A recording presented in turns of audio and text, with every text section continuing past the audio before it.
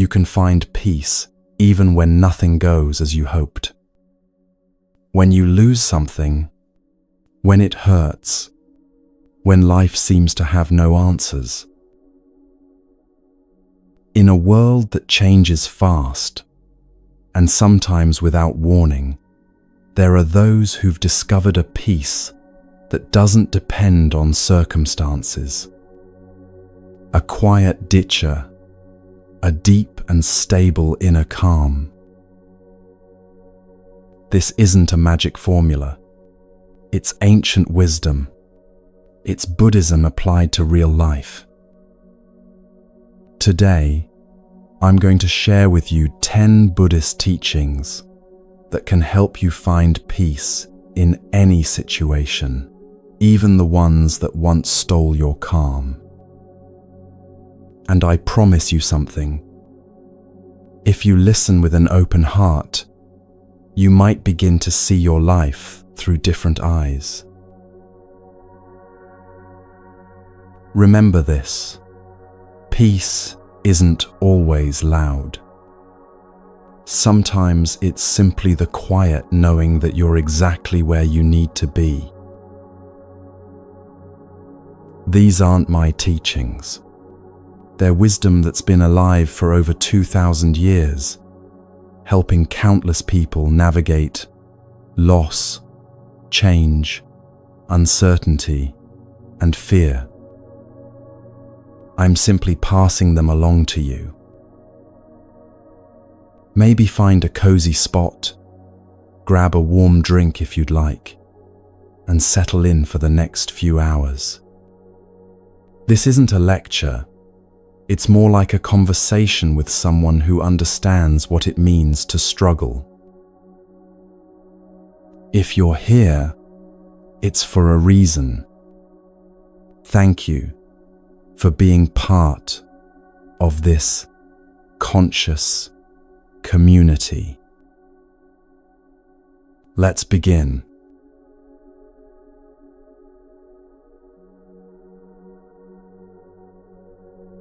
Have you ever noticed how grief feels like it will never end? How in the darkest moments, you can't imagine the sun rising again? Or maybe you've experienced the opposite, a beautiful moment so perfect you wanted to freeze time, to make it stay forever. We all do this. We treat our experiences as if they're permanent. When we're suffering, we think, this is how it will always be. When we're joyful, we cling tight, terrified it will slip away. But there's a truth the Buddha taught 2,500 years ago that changes everything once you truly understand it.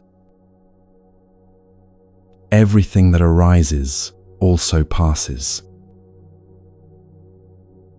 This is one of the most powerful teachings in Buddhism, and paradoxically, one of the most forgotten in the chaos of daily life. Everything that enters your life, an emotion, a situation, a loss, a joy, a mental storm, is impermanent. Nothing lasts forever.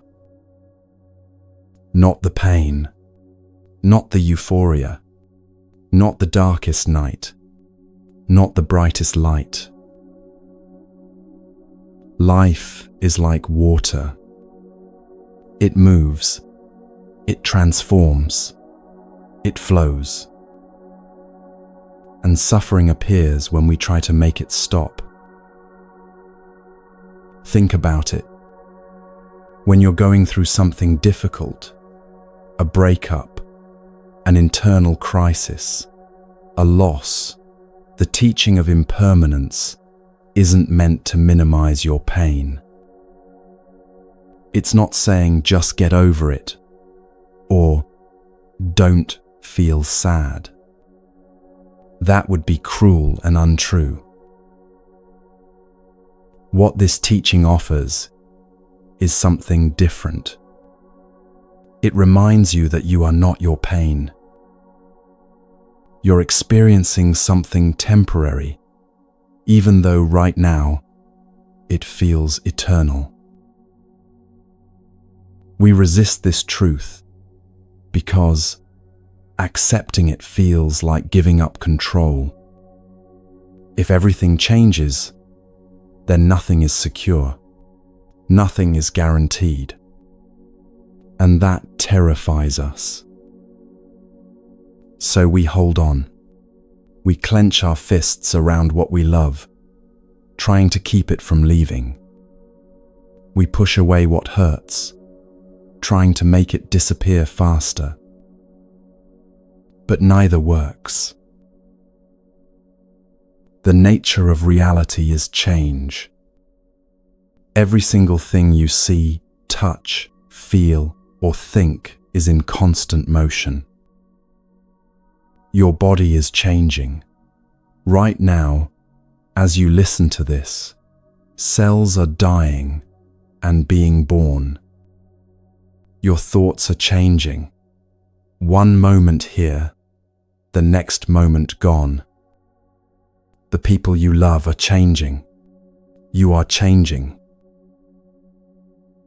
And here's what's beautiful about this. Once you stop fighting impermanence and start understanding it, something shifts. You begin to see that this constant change isn't a curse. It's the doorway to freedom. Let me tell you a story. There was once a young monk who lived in a monastery high in the mountains. His teacher, an elderly master with kind eyes and weathered hands, had given him a ceramic cup many years before. It was a simple cup, unglazed clay, rough to the touch, the color of earth after rain. But to the young monk, it was precious. His teacher had shaped it with his own hands and given it to him on the day he took his vows. Every morning, the monk would use this cup for tea. He would hold it carefully, wash it gently, place it on a special shelf where the morning light touched it first. He loved that cup. One autumn morning, as golden leaves drifted past the windows, the monk was carrying his tea across the wooden floor of the meditation hall. His foot caught on the edge of a mat. Time seemed to slow. He watched the cup slip from his hands, turn once in the air, and shatter against the stone floor. Pieces scattered everywhere, some large, some no bigger than grains of rice. The tea pooled dark against the grey stone. The monk stood frozen, staring at the fragments. His eyes filled with tears. He carefully gathered every piece, cradling them in his robe, and went to find his teacher. The old master was sitting by the window watching the leaves fall. The monk knelt before him, opened his robe, and the broken pieces spilled out. "Master," he said, his voice breaking, "it's gone. The cup you gave me. I've broken what I loved most." The teacher looked at the shattered clay for a long moment. Then he looked at his student with infinite gentleness. "Tell me," the master said softly, "did you love the cup, or did you love the illusion that it would always be there?" The monk opened his mouth to answer, then closed it. The question settled into him like a stone dropping into still water. The master continued, his voice quiet but clear. From the moment I shaped that clay, it was already broken. Everything that comes into form is already moving toward formlessness. The cup was never permanent. Your love for it was real, but your belief that it would always exist, that was the illusion. And that illusion is what's breaking your heart right now, not the cup itself. The monk sat very still. Everything breaks eventually, the teacher said. Clay returns to earth. Bodies return to dust. Moments dissolve into memory. This isn't tragedy. It's simply the nature of existence. When you understand this deeply, you can love without terror. You can hold without grasping. You can let go without bitterness. The old master smiled then and picked up one of the larger pieces of clay. You know what this broken cup is teaching you. He turned the fragment in the light. That everything you love is precious exactly because it won't last forever. Love it now. Love it fully. And when it changes, because it will, let that love transform too. The young monk looked down at the broken pieces, and for the first time, he saw them differently. Not as a tragedy, but as a truth. This story holds one of Buddhism's deepest truths. The Buddha taught that all conditioned things, which means everything that comes into existence through causes and conditions, are impermanent. In the ancient language of Pali, the word is anicca. It's one of the 3 marks of existence that the Buddha said characterizes all of life. He didn't teach this to make us sad or nihilistic. He taught it to free us from suffering. Because when you deeply understand that everything changes, you stop demanding that life be different than it is. You stop exhausting yourself trying to make temporary things permanent. You stop living in constant fear of loss. Instead, you learn to be present with what is while it is. This is what liberation looks like in the Buddhist sense.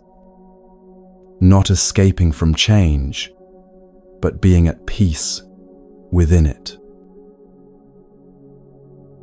So how do you work with this teaching in your actual life? Start by watching your emotions like you'd watch weather passing through the sky. When anger arises, notice it. Don't push it away. Don't judge yourself for feeling it, but also don't believe it will last forever. Say to yourself, this is anger, and it's changing. When sadness comes, let it be there. Feel it fully, but hold it lightly. This is sadness, and it's changing. Even joy, especially joy, practice this with. When something wonderful happens, be fully present for it. Don't cloud it by worrying about when it will end. Instead, Let yourself think, this is beautiful, and I'm here for it now, knowing it will change. There's a phrase that's helped countless people navigate difficult times. 4 simple words. This too is changing. Not, this too shall pass, which can feel dismissive, but this too is changing. It's gentler, more accurate. Because nothing passes and disappears completely. Everything transforms into something else. Your grief will change into different grief, then into memory, then into wisdom. Your anxiety will change into calm, then perhaps into other feelings, then into understanding. Nothing stays the same. And here's the paradox that makes this teaching so profound. Impermanence isn't a punishment, it's a blessing. It means that this moment, right now, the one you're living as you hear these words, is completely unique. It will never happen again in exactly this way. The sound of your breath right now is unrepeatable. The way the light falls where you are is singular. This present moment is both ordinary and absolutely sacred, precisely because it's temporary. When the Buddha taught about impermanence, he wasn't being pessimistic. He was pointing toward a deeper way of living.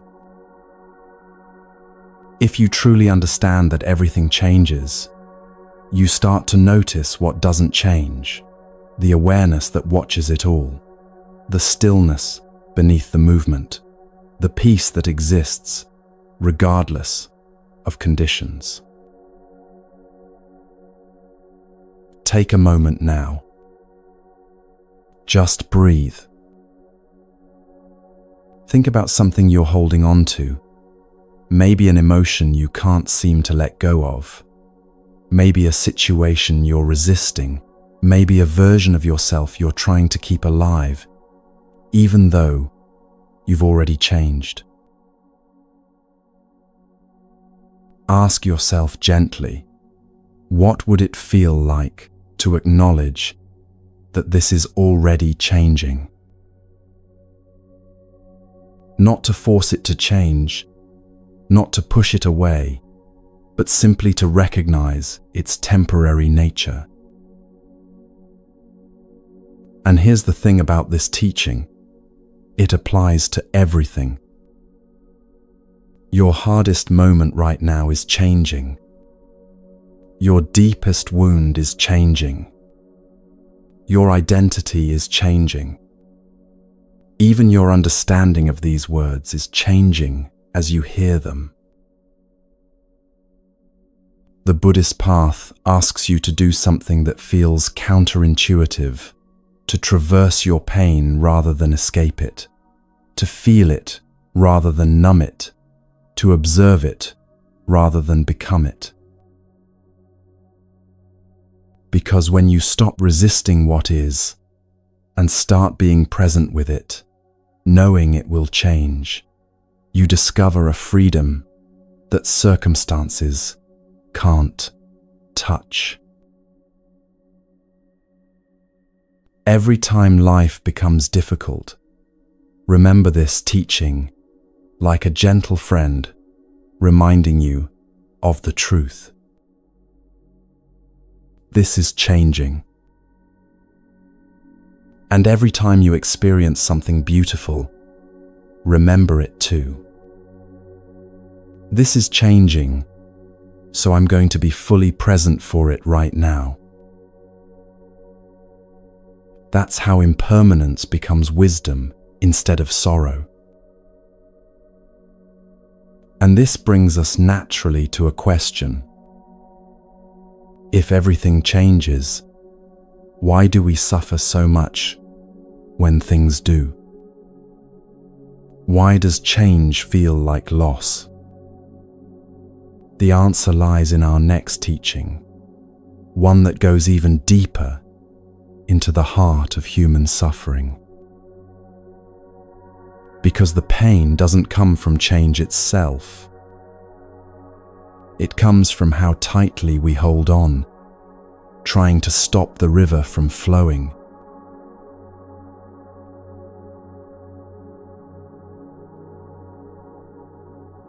Think about someone you love, or something you treasure. Now, imagine losing it. Feel what happens in your body when you imagine that loss. The tightness in your chest, the fear that rises, the thought, "I can't live without this." We've all been there. That moment when we realize how tightly we're holding on to a person, a job, a version of ourselves, a dream of how life should be. And the tighter we hold, the more it hurts. This brings us to one of the most challenging and liberating teachings in Buddhism. The Buddha said that suffering doesn't come from what happens to us. It comes from how we hold on to things, how we resist their changing, how we demand that life bend to our expectations. In other words, we don't suffer because we lose something. We suffer because we insisted it should stay. This is one of the pillars of Buddhist understanding, and it might be one of the hardest truths to accept because it confronts us directly with the root of our pain.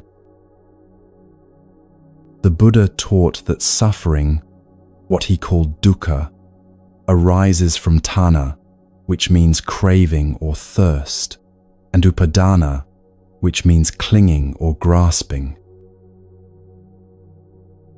Let's be clear about what this means. It's not saying you shouldn't care about things. It's not saying you shouldn't love people. That would be a cold, inhuman teaching, and Buddhism isn't that. What it's saying is something more subtle and more profound. There's a difference between loving and clinging. Love is open. Love says, "I care deeply about you, and I want you to be free, even if that freedom takes you away from me." Love is present. Love appreciates what is here now without demanding it stay forever. Clinging, on the other hand, is born from fear. Fear of loss, fear of emptiness, fear of change, fear of being without the thing or person we believe we need in order to be whole. Clinging says, "You must stay exactly as you are because I've built my sense of safety around you." Clinging says, "If this changes, I won't survive."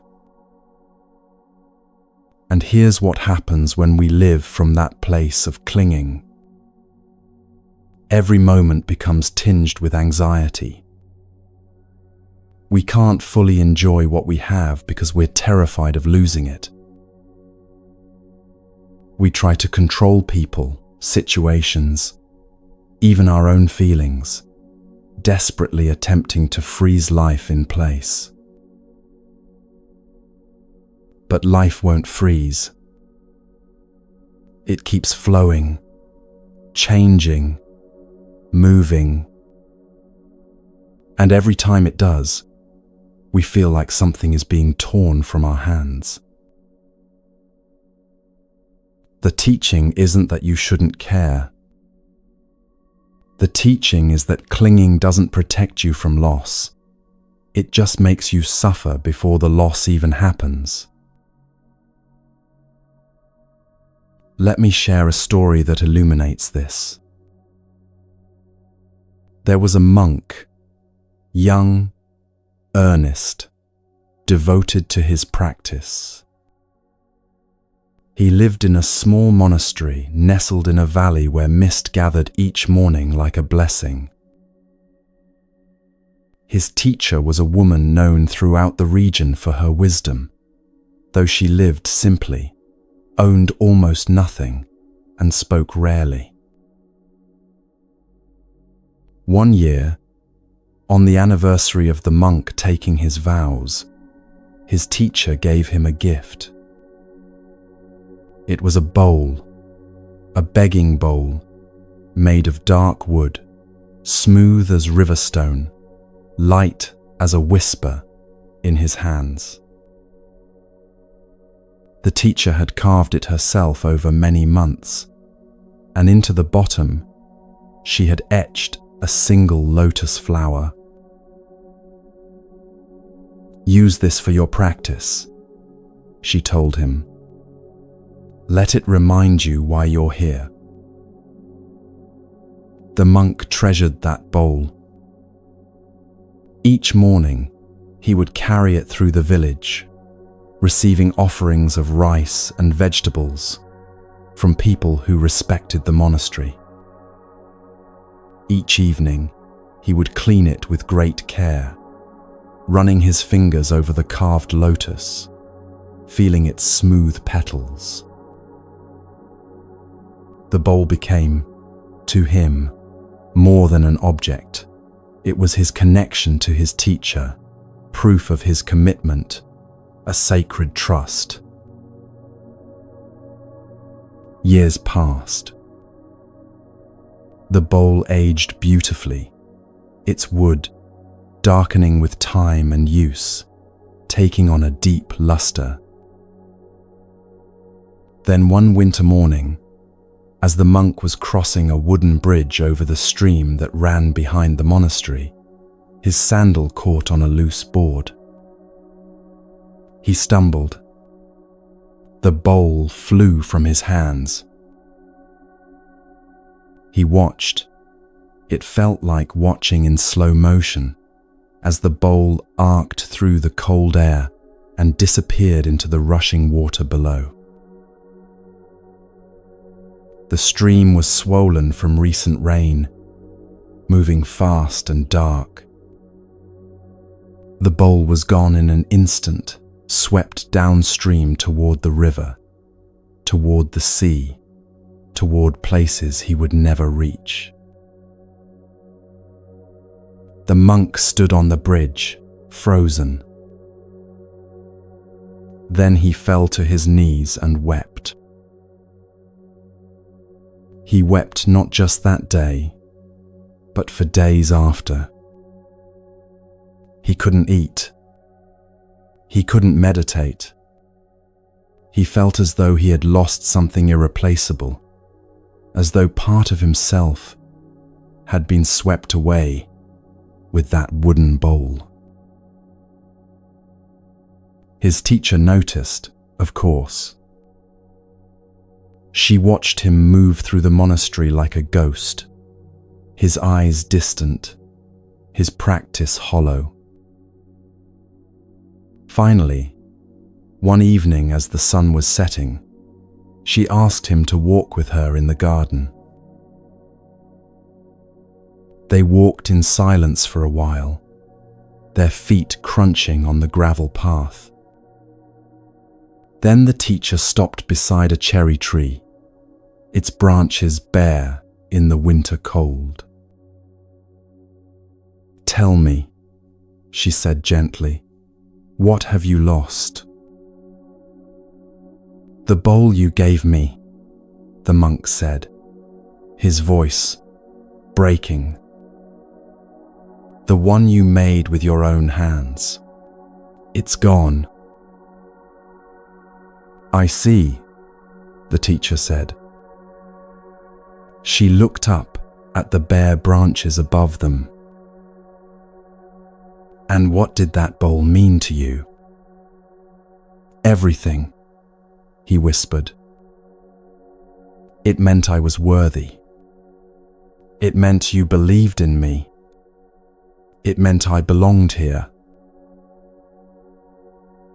The teacher turned to him then, and her eyes were infinitely kind.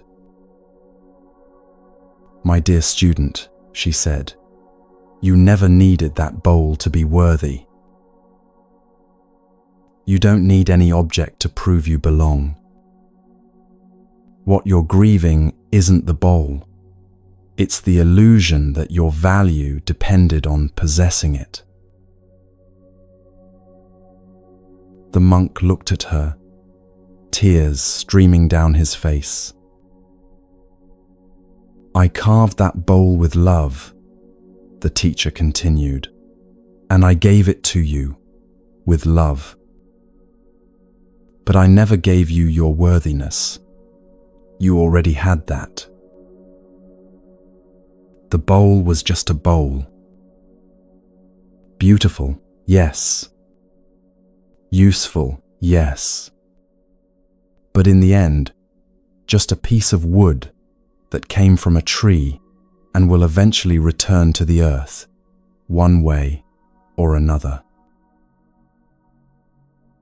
She touched his shoulder gently.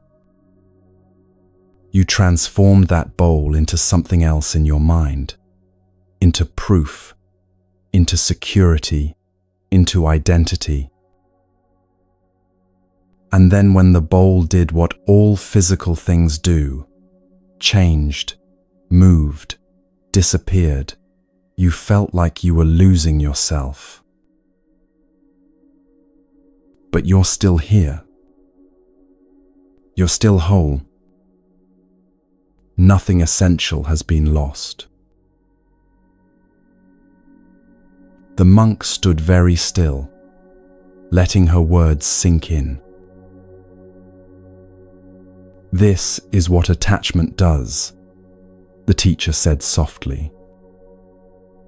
"It takes our love, our care, our appreciation, all beautiful things, and adds fear to them.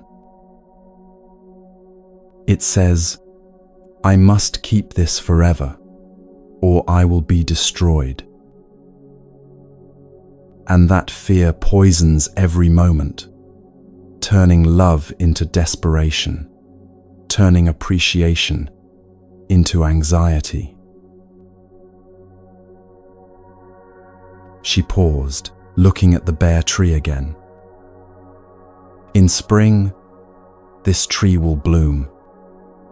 The blossoms will be exquisite. And then they will fall. If I clung to each petal, demanding its stay, I would suffer endlessly. But if I appreciate the blossoms while they're here, knowing they'll fall, I can experience their beauty fully, maybe even more fully, because I know they're temporary." The monk looked up at the branches, seeing them differently. "Can you love without clinging?" the teacher asked. "Can you appreciate without demanding? Can you hold something precious with an open hand?" These questions go to the heart of Buddhist practice. The Buddha taught that the root of suffering is this clinging, this tanha that never feels satisfied. We crave pleasant experiences and cling to them when they come, trying to make them last. We crave to avoid unpleasant experiences, clinging to the hope that we can control what we feel. We even cling to our own sense of self, terrified of changing, aging, becoming someone we don't recognize. And all of this clinging creates dukkha, suffering, unsatisfactoriness, a constant underlying anxiety that life isn't quite right because it won't stay still. The freedom the Buddha pointed to isn't about not caring. It's about caring deeply while holding lightly. So how do you practice this in your actual life? Start by noticing where you're clinging right now. What are you afraid to lose? Not just physical things, but ideas about yourself, relationships, identities, expectations about how your life should look. When you notice that clinging, that tight grip of fear, see if you can soften it just a little. Not by forcing yourself not to care, but by remembering the truth. Everything changes, and your clinging can't stop that. It can only make the changing more painful. Practice appreciation instead of grasping. When you're with someone you love, instead of thinking, "I can't lose this person," try thinking, "I'm grateful. This person is here right now." Feel the difference? One creates anxiety. The other creates presence. When you have something good in your life, a job you enjoy, a place you love living, a moment of peace, let yourself appreciate it fully without immediately worrying about when it will end. The worry doesn't protect you. It just steals the joy from now. And here's something important. Practicing non-attachment doesn't mean you won't feel sadness when things change. You will. You're human. Loss hurts. But there's a difference between clean pain and suffering. Clean pain is the natural grief that comes when something ends. It's honest. It moves through you. It eventually transforms. Suffering is what we add on top. The resistance, the "this shouldn't have happened," the clinging to what's already gone, the belief that we can't survive without what we've lost. The Buddhist path invites you to feel the clean pain without adding the suffering. To grieve without demanding that life be different than it is. To love without making your peace dependent on things staying the same. Take a moment now. Breathe. Ask yourself, what am I holding too tightly right now? What am I clinging to out of fear? And then, very gently, see if you can imagine holding that same thing with an open hand instead of a closed fist. Not letting go completely, but holding lightly, with love instead of fear. This practice, learning to love without clinging, is one of the most beautiful and difficult aspects of the Buddhist path. It asks you to be vulnerable, to admit you can't control everything, to trust that you'll be okay, even when things change. And the freedom it offers is extraordinary. When you stop clinging, you stop suffering before loss even happens. You start experiencing life as it is, not as you desperately need it to be. You discover that you can be open-hearted and protected at the same time, not by walls, but by understanding. Which brings us to the next question. If we can't find lasting peace in external things, and if clinging only creates suffering, where do we look for stability? The answer might surprise you, because it's closer than you think.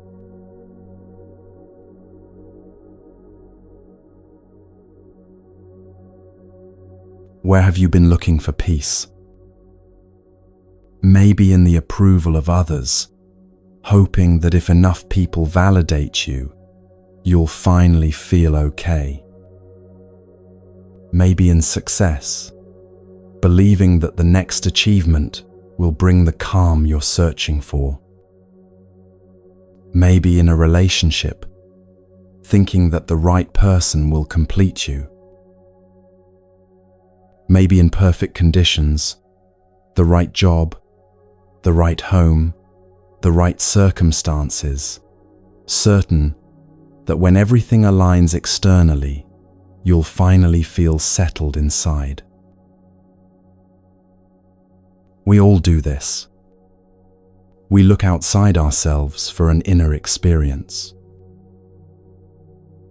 And we exhaust ourselves in the search. We chase, we strive, we rearrange our external world over and over, convinced that if we just get it right out there, we'll feel right in here. But something strange happens. Even when we get what we wanted, the approval, the success, the relationship, the perfect circumstances, the peace doesn't come. Or it comes briefly, then evaporates, leaving us searching again. This brings us to a teaching that, in a world oriented entirely outward, feels almost revolutionary. Peace doesn't come from external conditions. It never has, and it never will. Peace is an inside experience, and if you don't cultivate it internally, nothing external can deliver it to you, no matter how perfectly your life is arranged. The Buddha taught this clearly. He said we must be our own refuge, our own island of stability, in the changing tides of life. The Pali word is attadipa. Be a lamp unto yourself. Be your own shelter. This doesn't mean you don't need other people, or that you should isolate yourself. It means something deeper, your fundamental sense of okay-ness, your basic peace, cannot depend on circumstances beyond your control. Think about it. If your peace depends on your job, what happens when the job changes? If your peace depends on someone loving you, what happens when that relationship shifts? If your peace depends on your body being a certain way, what happens as your body ages and changes? You become a leaf blown by every wind.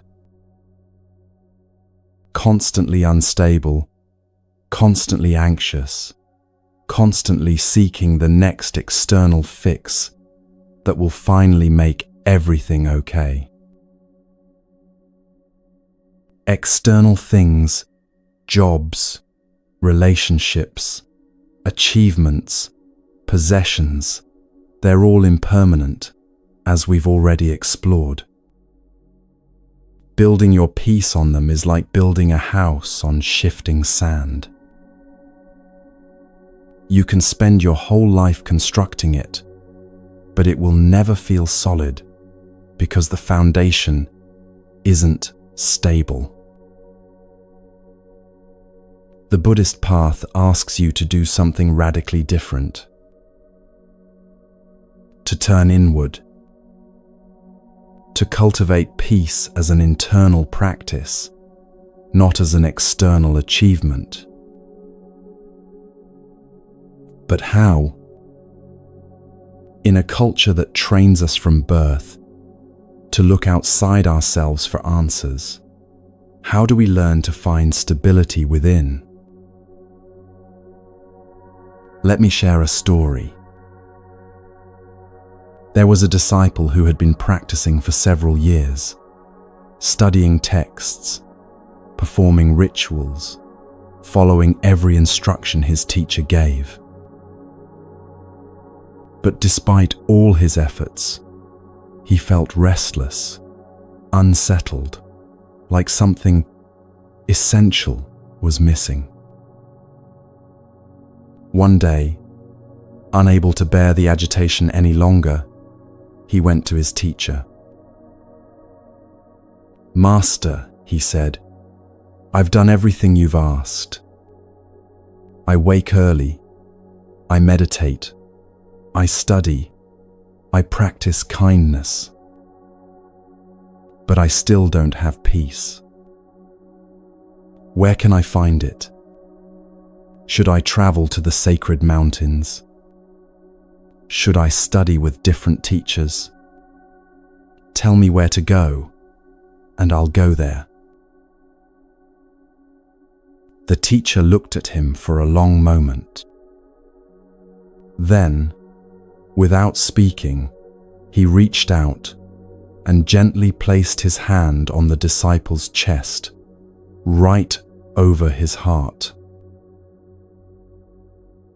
"The peace you're seeking," the teacher said quietly, "isn't in the sacred mountains. It isn't in ancient texts. It isn't in the approval of teachers or the achievement of states. It's here, right here, where my hand rests now." The disciple looked confused. "But I don't feel it there," he said. "I know," the teacher replied. "That's because you've never stopped running long enough to notice it. Close your eyes. Don't go anywhere. Just be here." The disciple closed his eyes, still feeling the warmth of his teacher's hand on his chest. "Now," the teacher said, "feel your breath. Just the simple movement of air coming in, air going out. Don't try to breathe in any special way. Just notice what's already happening." The disciple brought his attention to his breath. At first, his mind immediately wandered to his plans, his worries, his endless list of things he thought he needed to do or be or achieve. "Come back," the teacher said softly. "Just breath. This moment. Nothing else." Slowly, gradually, the disciple's awareness settled into the rhythm of breathing. In, out, in, out. And as he stayed there, not going anywhere, not trying to fix anything, not seeking anything outside this simple experience, something shifted. Beneath all the noise of his thoughts, beneath all the restlessness and seeking, there was a stillness. It had been there all along, like the quiet depths of the ocean beneath the surface waves. When he opened his eyes, tears were streaming down his face. "It was here, the whole time," he whispered. "Yes," the teacher said, smiling gently. "It's always here. You are the peace you've been seeking. But you have to stop running toward it and start being it." This is what the Buddha meant when he taught that we must be our own refuge. There's a famous teaching where he said, "Be a lamp unto yourself. Be your own refuge. Seek no outside refuge." He wasn't saying don't learn from teachers or don't find support in community. He was saying something more fundamental. No one else can give you your peace. No external circumstance can deliver it. You have to discover it within yourself, cultivate it as a practice, and learn to access it regardless of what's happening around you. Your inner space is like a temple. But if you never enter it, if you spend all your time trying to perfect the exterior world, you'll never know the sanctuary that already exists inside you. And here's what's beautiful about this teaching. It's not asking you to create something new. The peace is already there. You don't have to manufacture it, or earn it, or achieve it. You just have to stop abandoning yourself long enough to notice it. So how do you practice this? Start by creating what I call sacred pauses throughout your day. These are moments where you deliberately stop the outward motion and come back to yourself. It can be as simple as closing your eyes for 30 seconds and taking 3 conscious breaths. Just breathing, noticing the air moving in and out, feeling your body alive and present. When you feel scattered or anxious or lost, instead of immediately reaching for your phone or a distraction or trying to fix something external, pause. Place your hand on your chest, like the teacher in the story, and ask yourself, can I come home for a moment? Home isn't a place out there. Home is the awareness that's always here, witnessing everything, unchanging, even as everything changes around it. Your breath is your most reliable doorway back to this inner refuge. Not because breathing is magical, but because it's always happening right now, in this moment, in your body. When you bring your attention to your breath, you're automatically bringing yourself into the present moment, into your body, into the only place where peace actually exists. Try it right now. Take a breath and really feel it. Feel the cool air entering your nose, the expansion of your lungs, the gentle release as you exhale. Notice how, in this moment of simple awareness, the endless mental chatter quiets just a little. That quiet, that's your inner refuge. It's not dramatic or flashy. It's subtle, like the sky behind the clouds.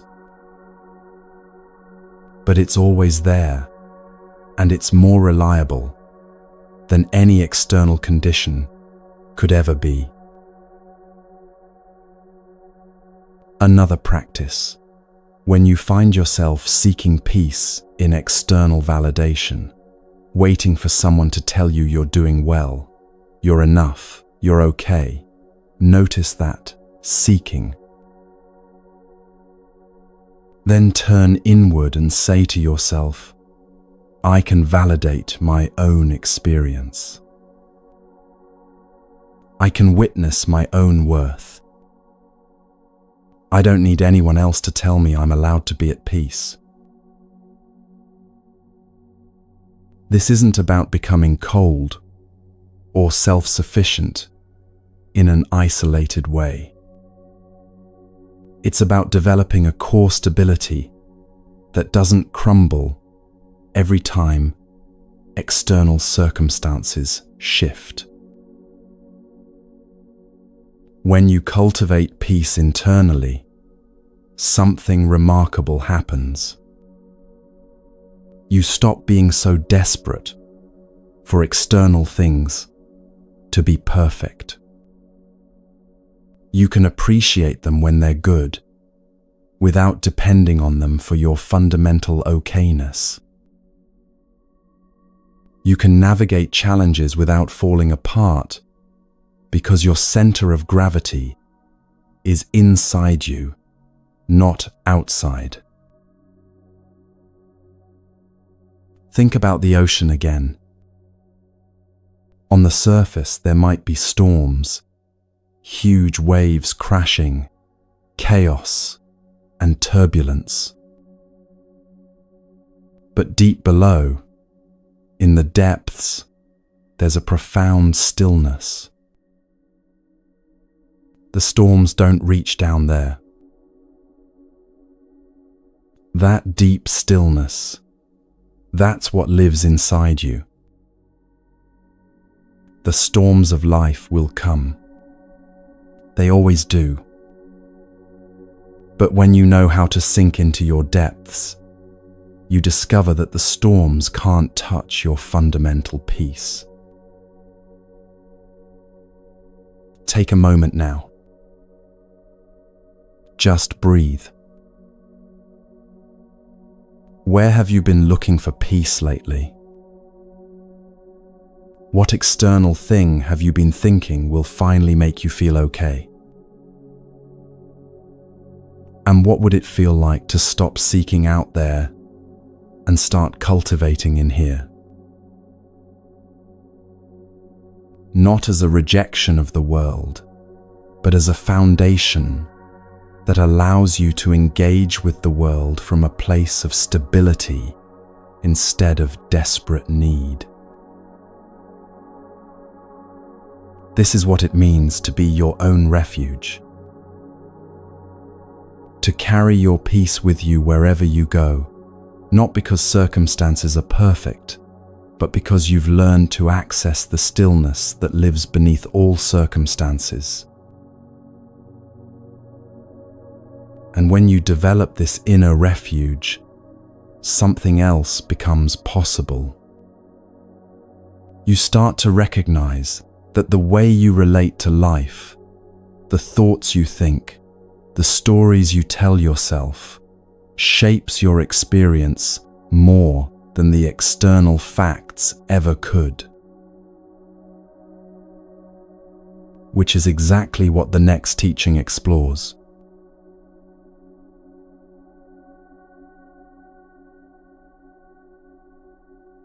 Pay attention to how you speak to yourself. Right now, in the quiet of your own mind, what's the conversation happening? Are you criticizing yourself for something you did or didn't do? Are you rehearsing old resentments? Are you worrying about the future, playing out scenarios of what might go wrong? Most of us aren't even aware of this constant internal dialogue. But it's there, running like background music we've learned to tune out. And here's what the Buddha understood 2,500 years ago. These thoughts aren't neutral. They're not just passing clouds with no impact. Every thought you think repeatedly is creating a pathway in your mind. Like water running down a hill, always taking the same route, eventually carving a channel that becomes deeper and deeper over time. Think about it this way. If you habitually think, "I'm not good enough," that thought doesn't just come and go. Each time you repeat it, you're strengthening that neural pathway, making it easier for that thought to arise again, until eventually it becomes your default setting, the lens through which you see yourself and your life. This is what the Buddha was pointing to when he taught about mind cultivation, or citta bhavana in Pali. Your mind is like a garden, and you are its gardener. But here's the crucial part. If you don't tend it consciously, it won't stay empty. It will grow whatever seeds happen to blow in: weeds of worry, thorns of resentment, tangles of fear. The Buddhist understanding of this is very specific, and it's important we get it right, because this teaching is often misunderstood in modern spiritual culture. The Buddha taught about karma, but not in the way most people think. Karma isn't some cosmic force that rewards good people and punishes bad ones. Karma simply means action and its consequences. And mental actions, your thoughts, your intentions, your habitual ways of relating to experience, these create karma just as surely as physical actions do. But here's what it doesn't mean. It doesn't mean that if you think positive thoughts, the universe will magically deliver positive outcomes. It doesn't mean you can manifest your reality by visualization or affirmations. That's not Buddhism. That's modern manifestation culture, and they're very different things. What the Buddha actually taught is this: the way you train your mind determines the kind of person you become, and the kind of person you become determines how you experience your life. Let me say that again, because it's important. Training your mind doesn't change external reality. It changes your relationship to reality. And changing that relationship changes everything about how you move through the world. A mind trained in anger will experience a different life than a mind trained in compassion, not because the external circumstances are different, but because the person experiencing those circumstances is different. There's an old story that illustrates this perfectly. There was a disciple who complained constantly. Everything was wrong. The weather was too hot or too cold. The food was too plain or too rich. Other practitioners were too noisy or too distant. His teacher was too demanding. The practice was too difficult. Nothing was ever quite right. One morning, after listening to yet another litany of complaints, the teacher invited the disciple to walk with him in the monastery garden. It was early spring, and the garden was just beginning to wake up after winter. They walked in silence until they reached a patch of earth that had been freshly turned, dark and rich, ready for planting. The teacher knelt down and scooped up a handful of soil. He let it run through his fingers slowly, then looked up at his student. "Tell me," he said, "what do you see when you look at this garden?" The disciple glanced around.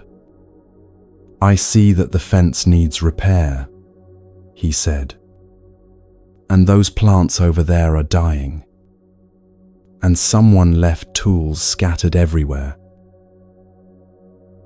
The teacher nodded slowly. "Now look at this soil in my hand," he said. "What could grow here?" "Anything, I suppose," the disciple said, not understanding the point. "Exactly," the teacher replied. "This soil doesn't judge what we plant in it. If we plant weeds, it will grow weeds. If we plant flowers, it will grow flowers. The soil is neutral. It simply nourishes whatever seeds we give it." He stood up, brushing the dirt from his hands. "Your mind is like this soil," he said gently. "Every thought you think is a seed. Every complaint, every criticism, every anxious worry, these are seeds you're planting in the garden of your mind. And your mind, like this soil, doesn't judge. It simply grows whatever you plant." The disciple stood very still, beginning to understand. "You've been planting seeds of dissatisfaction for so long that now your whole inner garden is overgrown with it," the teacher continued. "And then you wonder why you can't find any peace, why everything feels wrong. It's not that your life is wrong. It's that you've cultivated a mind that sees wrong everywhere." "But what can I do?" the disciple asked, and for the first time there was no complaint in his voice, just honest questioning. "Plant new seeds," the teacher said simply. "Start paying attention to what you're cultivating. When a thought of complaint arises, notice it. Don't judge yourself for it. Just see it clearly. Then choose, do I water this seed, or do I let it wither and plant something else instead? This is the essence of what the Buddha meant when he said, "We are what we think. All that we are arises with our thoughts." He wasn't talking about magical thinking.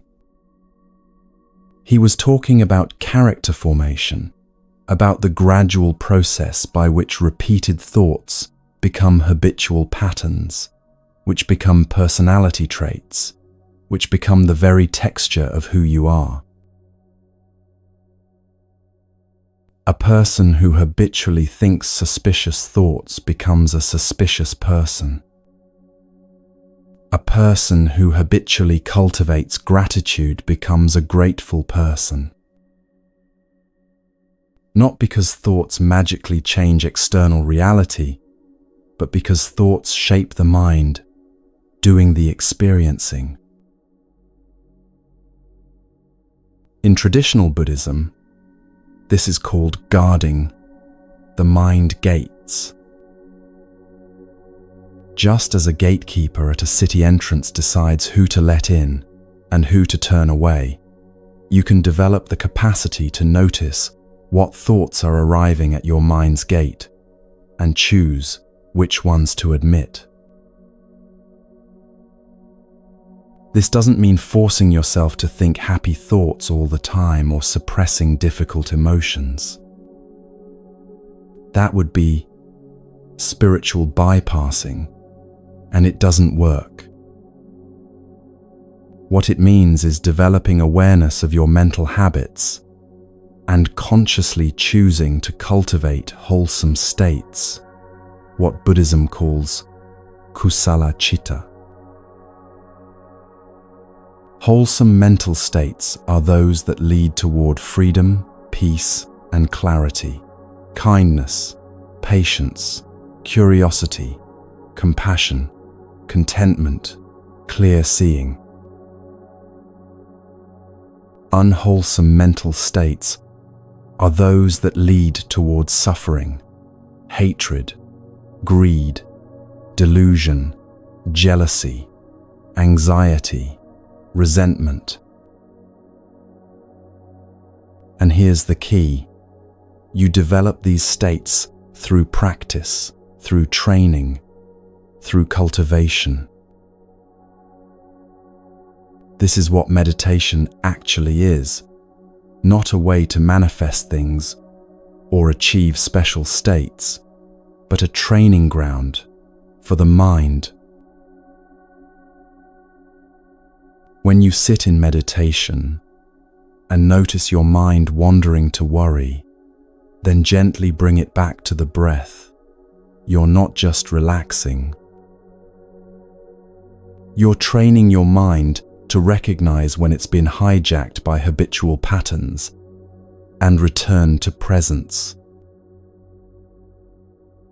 You're weakening the pathway of worry and strengthening the pathway of awareness. Do this enough times, and it becomes easier. Not because you're controlling your thoughts, but because you're training your mind to operate differently. So how do you practice this in daily life? Start by simply observing your thought patterns without judgment. For one day, try to notice what kinds of thoughts dominate your mental landscape. Are they worried thoughts, critical thoughts, comparative thoughts, planning thoughts? Just notice, like a scientist observing data. No shame, no criticism, just clear seeing. Oh, I'm thinking anxious thoughts about tomorrow. Interesting. This awareness itself is transformative. You can't change what you don't see, and most of us are completely unconscious of our habitual thought patterns. Once you start seeing your patterns, you can begin choosing differently. When you notice yourself spiraling into worry, you can pause and ask, is this thought helpful? Is it true? Is it leading me toward peace or suffering? If it's not helpful, you don't have to fight it or suppress it. Just acknowledge it. Hello, worry, I see you. And then consciously redirect your attention to something wholesome. Maybe to your breath. Maybe to gratitude for something present in your life right now. Maybe to compassion for yourself for feeling worried. This is planting new seeds. One conscious choice at a time. And here's what's important to understand. This isn't about achieving some perfect mental state where you never have difficult thoughts. That's not the goal, and it's not realistic. The goal is to train your mind so that difficult thoughts don't rule you, don't define you, don't trap you in endless suffering. Think of it like physical fitness. If you train your body, you don't become immune to tiredness, but you develop strength and endurance that let you move through the world differently. Same with the mind. You train it not to eliminate all difficulty, but to develop the capacity to meet difficulty with wisdom instead of reactivity. The Buddha said that an untrained mind is our greatest enemy, but a trained mind is our greatest friend.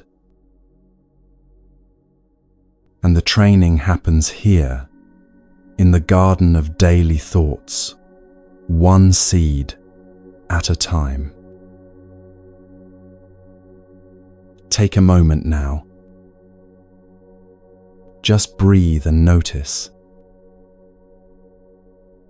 What seeds have you been planting in your mental garden?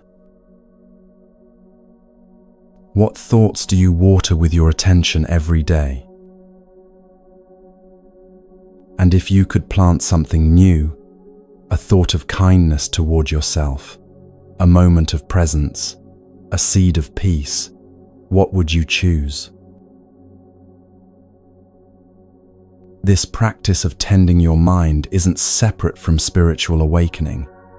It is spiritual awakening, happening in the ordinary moments of choosing awareness over automaticity. And as you learn to tend your mind with more care, you'll notice something else shifting, your relationship to time itself.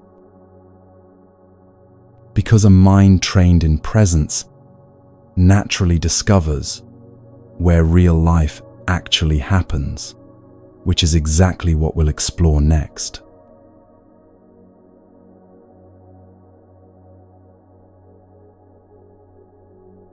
Where are you right now?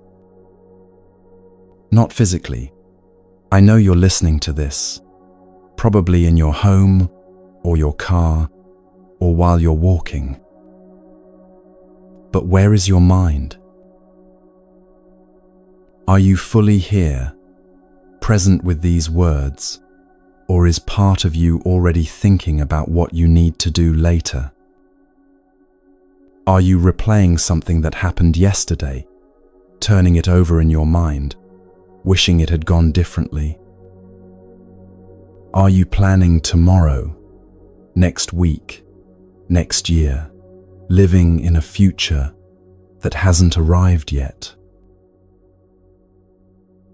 Here's something startling. Most of us spend almost no time actually here. We're physically present, but our minds are everywhere else, trapped in the past that's already gone, or anxiously reaching toward a future that hasn't happened yet. And meanwhile, life, actual life, the only life that's real, is passing by unnoticed. Imagine sitting across from someone you love, someone you haven't seen in a long time. They're telling you something important, looking right at you, and you're nodding, saying, but you're not really there. Your mind is on your phone, on work, on the argument you had that morning, on what you're going to say next. The person is right there. The moment is happening, but you're missing it, lost in thoughts about moments that aren't actually occurring.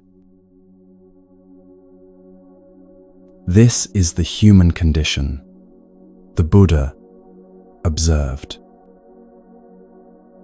We live everywhere, except where life is actually happening, which is right here, right now, in this present moment. And he taught something radical. This moment, this breath, this exact experience you're having right now, this is your life. Not the moment you're remembering from the past. Not the moment you're hoping for in the future. This one. This is it. Everything else is a story in your mind. Think about the past for a moment. Where is it? It's not actually anywhere, except in your memory, in your thoughts about what happened. Yes, things occurred. That's not in question. But the past itself doesn't exist right now, except as a mental construct, a story you're telling yourself in the present moment. And the future, where is that? It hasn't happened yet. It exists only as imagination, projection, worry, hope, all of which are happening now, in your mind, in this present moment. The only thing that actually exists is now. The Buddha called this awareness sati in Pali, usually translated as mindfulness, though a more literal translation would be remembering or recollection. Not remembering the past, but remembering to be present, remembering to come back to this moment again and again. This teaching of present moment awareness, sati, is so central to the Buddhist path that it's one of the steps of the Eightfold Path itself, called right mindfulness. It's not a side practice or an optional technique. It's considered essential to awakening. Why? Because suffering happens when we're not present. When you're lost in thoughts about the past, you suffer with regret, with shame, with resentment, with nostalgia for what's gone. When you're lost in thoughts about the future, you suffer with anxiety, with fear, with endless planning to avoid imagined disasters. But in this actual moment, right now, without the story, are you okay? Not is your life okay, not is your situation okay, but right now, in this breath, in this moment of being alive, are you okay? Usually, the answer is yes. In the present moment, without the weight of past and future, there's just this: breathing, hearing, sensing, being. And that, in itself, is enough. There's a story I love that captures this teaching perfectly. A student had been practicing meditation for several months, sitting every morning, following his breath, trying to quiet his mind. But he felt like he was failing. His mind wandered constantly to his work, his relationships, his worries, his plans. He couldn't stay present for more than a few seconds at a time. Frustrated, he went to his teacher one afternoon. The teacher was sitting in the garden, watching birds move through the branches of a plum tree. "Master," the student said, sitting down beside him, "I can't do it. I try to be present, but my mind is always somewhere else. When I'm meditating, I'm thinking about my work. When I'm working, I'm thinking about meditating. When I'm eating, I'm planning what to do next. I'm never actually where I am." The teacher was quiet for a moment, still watching the birds. Then he turned to his student and asked simply, "Where are you right now?" The student blinked, confused by the question. "Here, master. In the garden with you." "And your mind?" the teacher asked gently. "Where is it?" The student paused, "Thinking about what you're going to say next," he admitted. "And worrying about whether I'm answering correctly. And feeling frustrated that I can't just be present." "So you're not here at all," the teacher said, but there was no judgment in his voice, only kindness.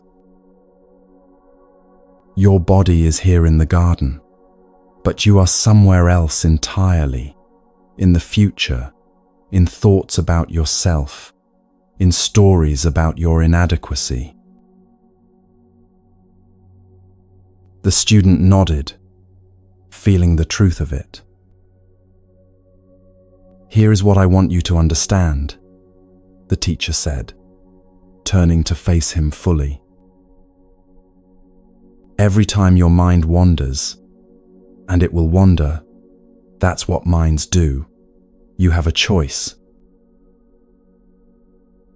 You can stay lost in the thoughts, living in the past or future, or you can notice you've wandered and come back. Right here, right now, to this breath, to this moment. That returning, that's the practice." He gestured to the birds in the tree, "Watch them for a moment," he said. The student turned his attention to the birds. They were hopping from branch to branch, occasionally flying to another tree, then returning, completely absorbed in the present moment of being alive. "They're not worried about the nest they built last year," the teacher said softly. "They're not anxious about where they'll find food tomorrow. They're just here, doing what needs to be done, fully present with life as it is." This is what humans have forgotten: how to be where we are. The student watched the birds, and slowly, his mind began to settle into the watching.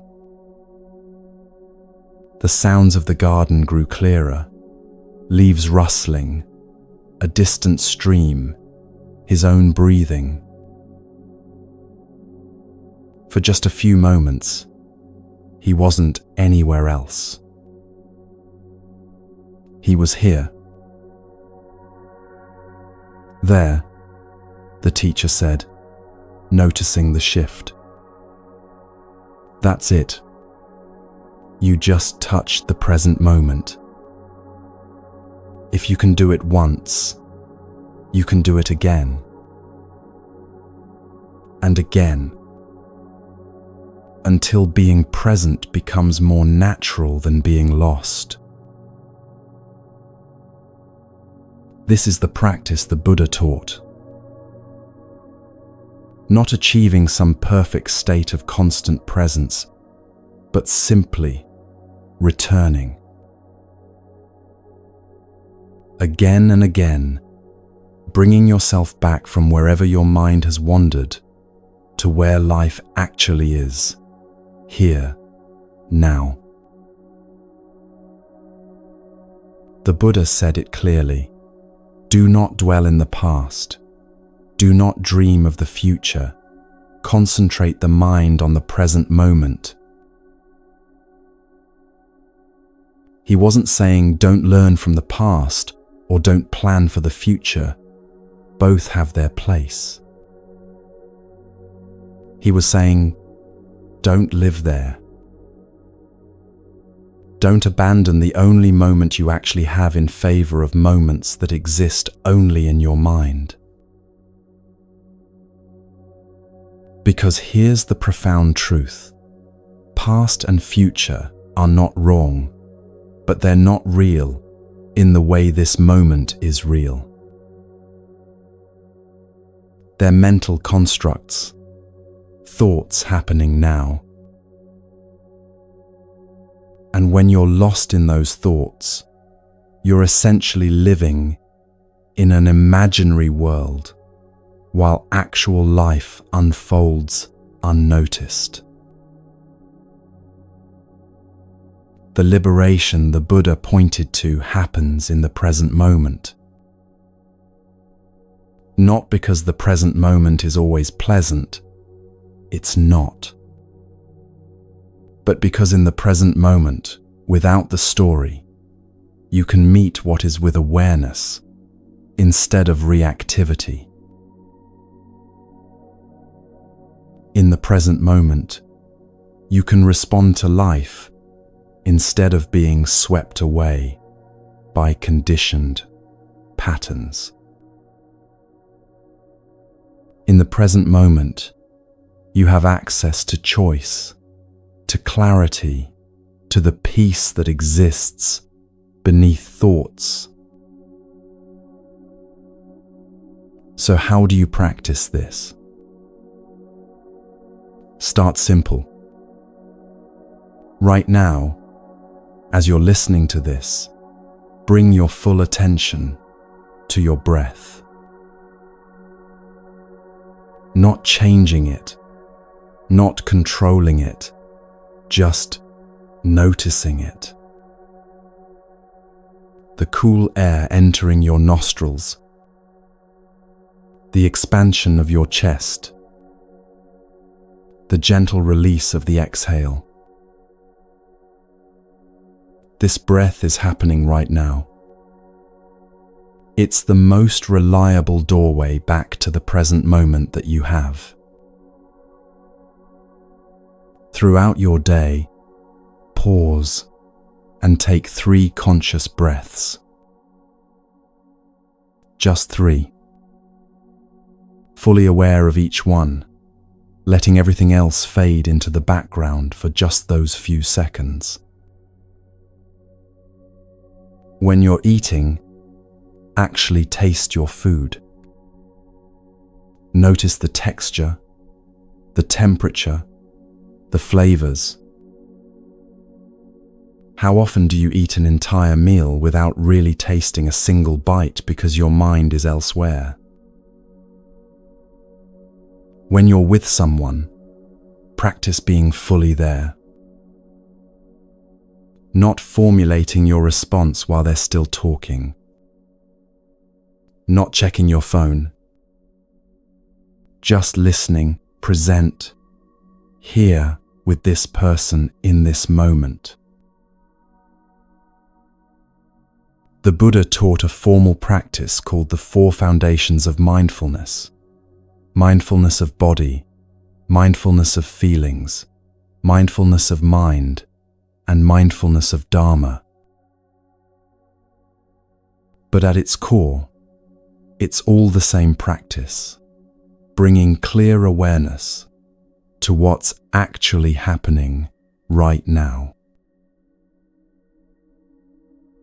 Mindfulness of body, noticing sensations, breath, posture, movement as they occur.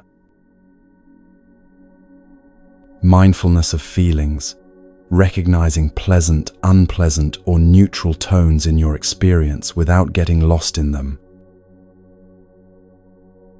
Mindfulness of mind, observing the state of your mind, scattered or calm, anxious or peaceful, without judgment.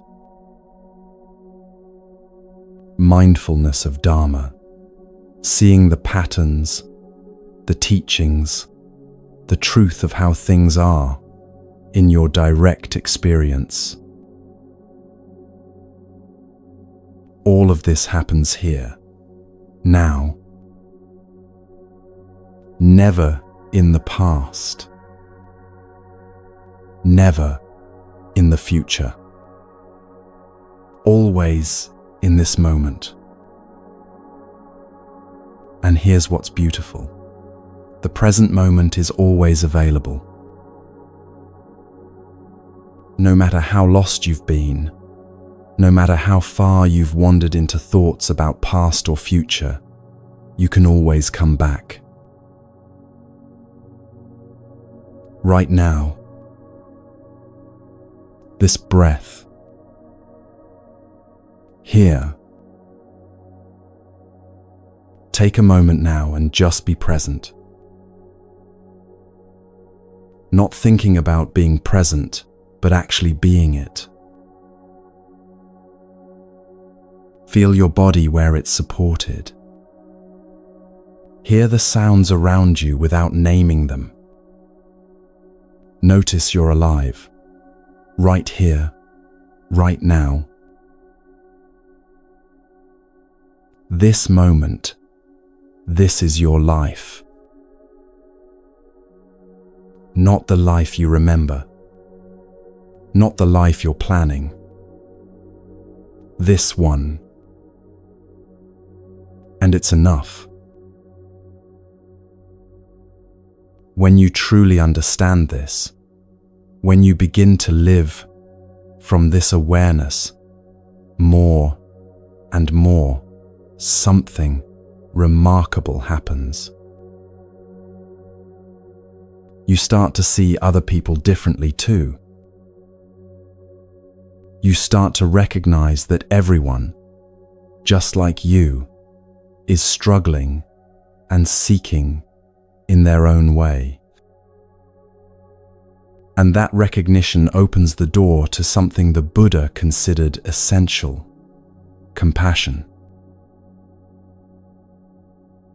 Which brings us to perhaps one of the most transformative teachings of all, understanding the universal nature of suffering and our shared longing for peace.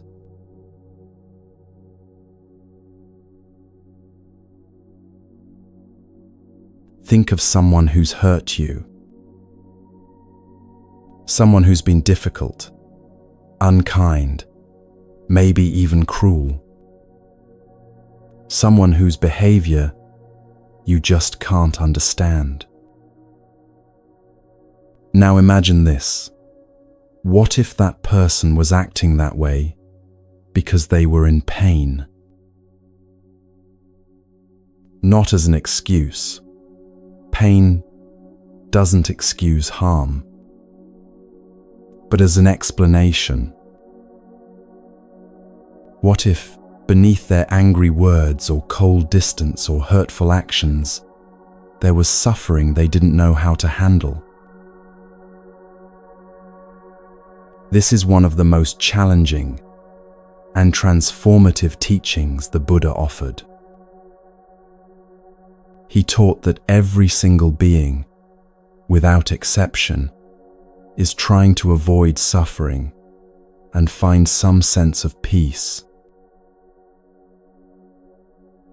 Every single one. The person who cut you off in traffic, who snapped at you, who betrayed your trust, who can't seem to show up the way you need them to. They're all doing the best they know how to do, with the level of understanding they have, trying to escape their own pain.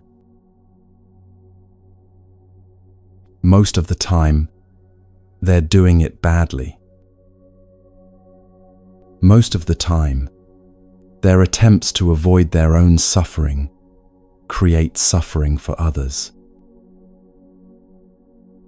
But they're still just trying to be okay, just like you are. This understanding is the foundation of what Buddhism calls karuna, compassion. Not the superficial thoughts and prayers kind of compassion, but a deep, clear seeing of the truth that all beings share the same fundamental experience. We all know what it's like to hurt, and we all want that hurt to stop. The Buddha's first noble truth, that life involves suffering, dissatisfaction, unsatisfactoriness, doesn't just apply to you. It applies to everyone. The person who seems to have everything together is suffering in ways you can't see. The person who hurt you is suffering. That's often why they lashed out. The stranger, the friend, the family member, the person you'll never meet, all of them know the taste of dukkha. All of them are trying to find their way through it. This isn't a romantic idea or wishful thinking. It's simply true. And when you begin to see this truth clearly, something profound shifts in how you relate to others. You stop taking things so personally. You start recognizing that most of the time, people's behavior has very little to do with you and everything to do with their own internal struggle. You develop what the Buddha called the mind of great compassion, the ability to hold the suffering of others with understanding, even when their suffering has caused you harm. Let me be clear about something important. Compassion doesn't mean letting people hurt you. It doesn't mean staying in harmful situations or excusing bad behavior.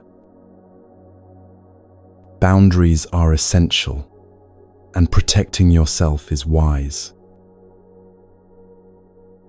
Compassion means understanding the suffering behind the behavior without taking on that suffering yourself or allowing it to continue affecting you.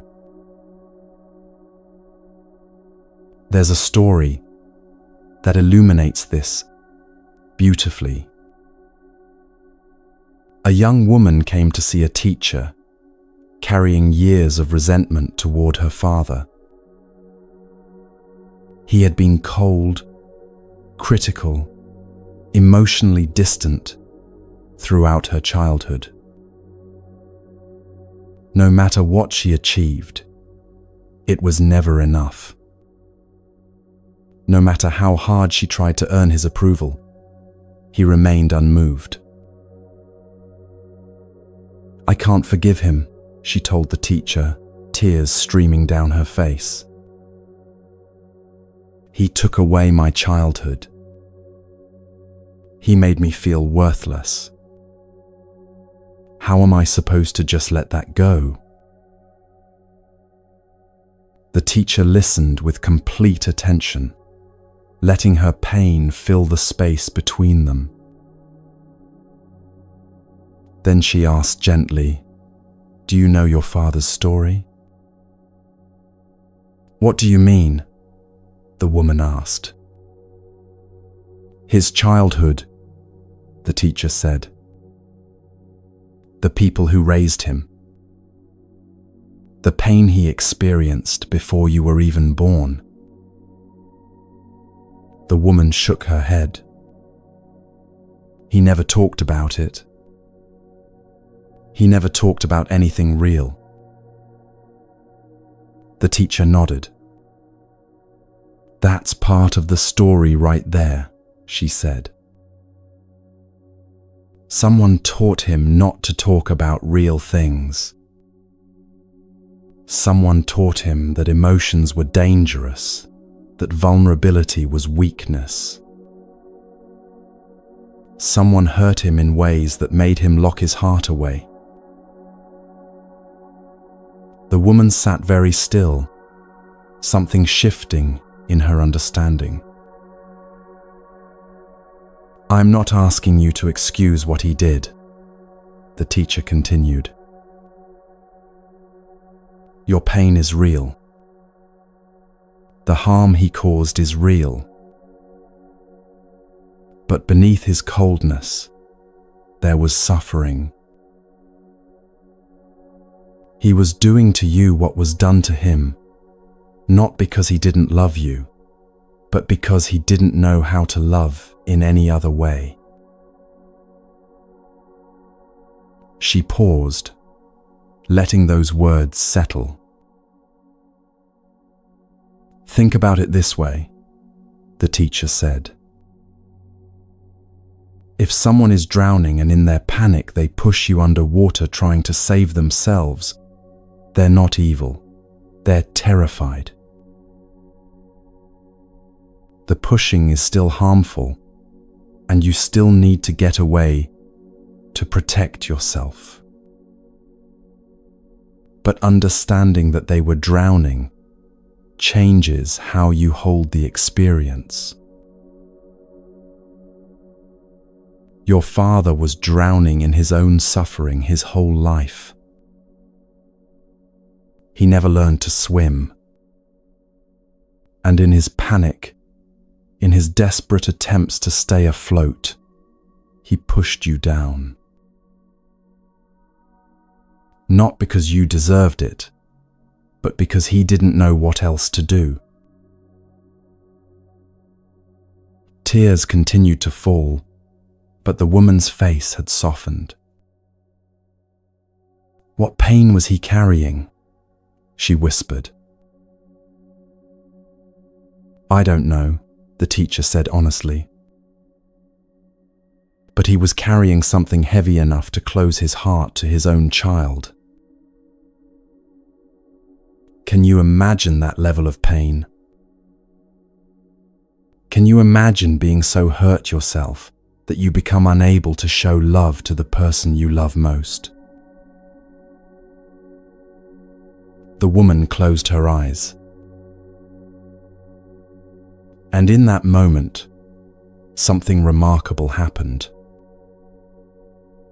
For the first time in her life, she saw her father not as the powerful figure who had dominated her childhood, but as a suffering human being doing his inadequate best with profound wounds he never healed.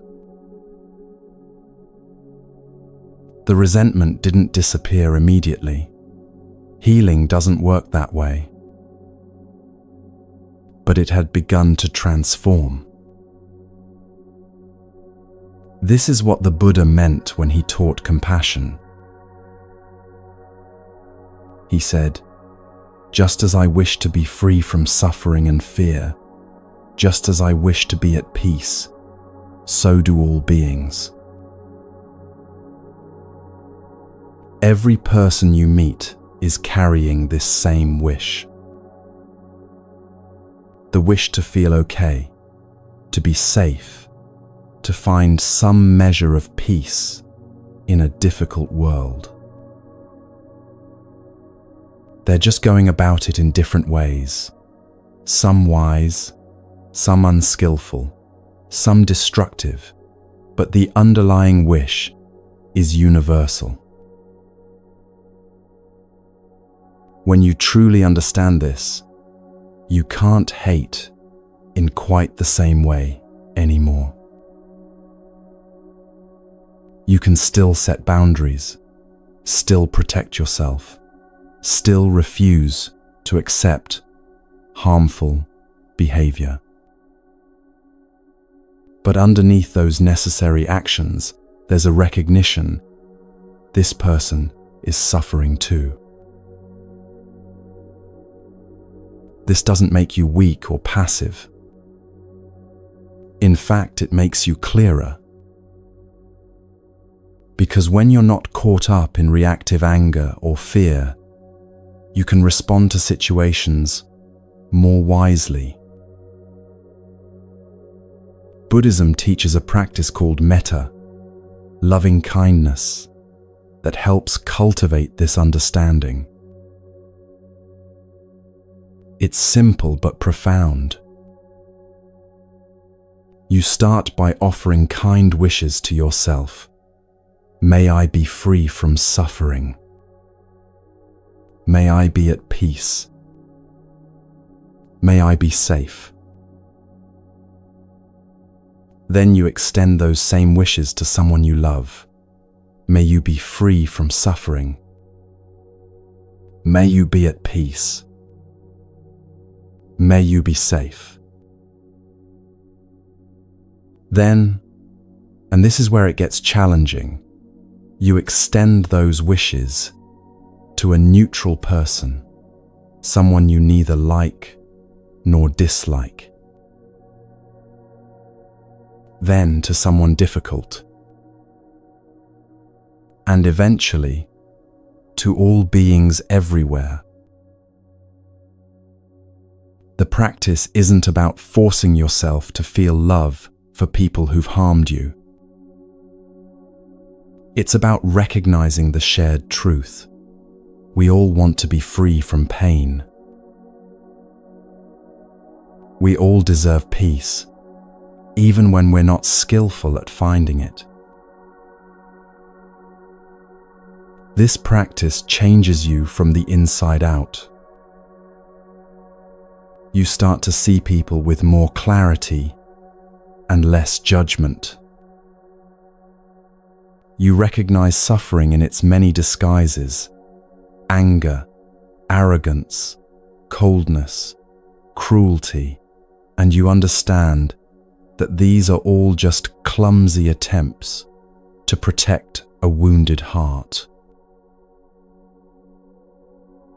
Now, here's something crucial. Having compassion doesn't mean allowing harm to continue. If someone is treating you badly, compassion might look like setting a firm boundary. I understand you're hurting, but I can't allow this behavior to affect me anymore. Compassion isn't about being a doormat. It's about seeing clearly and responding with wisdom instead of reactive emotion. Sometimes the most compassionate thing you can do is walk away from someone whose suffering is spilling over as harm. You can wish them well from a distance while protecting your own peace. Understanding why someone acts a certain way doesn't mean you have to accept being treated that way. You can hold both truths at once. They're suffering, and I deserve better. This is mature compassion, compassionate to others, and compassionate to yourself. Take a moment now and think of someone who's been difficult in your life. Instead of focusing on what they did, ask yourself, what pain might they be carrying? What suffering might be driving their behavior? This doesn't erase what happened. It doesn't make it okay. But it might help you see them and the situation with more clarity and less personal anguish. When you recognize that everyone is fighting a battle you can't see, your heart naturally softens. Not in a way that makes you vulnerable to harm, but in a way that makes you wiser, kinder, more free. Because when you stop taking everyone's behavior personally and start recognizing the universal struggle beneath it, you lighten your own burden tremendously. And this understanding naturally leads to the next question. If everyone is struggling in their own way, who's responsible for your inner peace? Who tends the garden of your own mind? That's what we'll explore next. The practice of taking full responsibility for your mental and emotional landscape.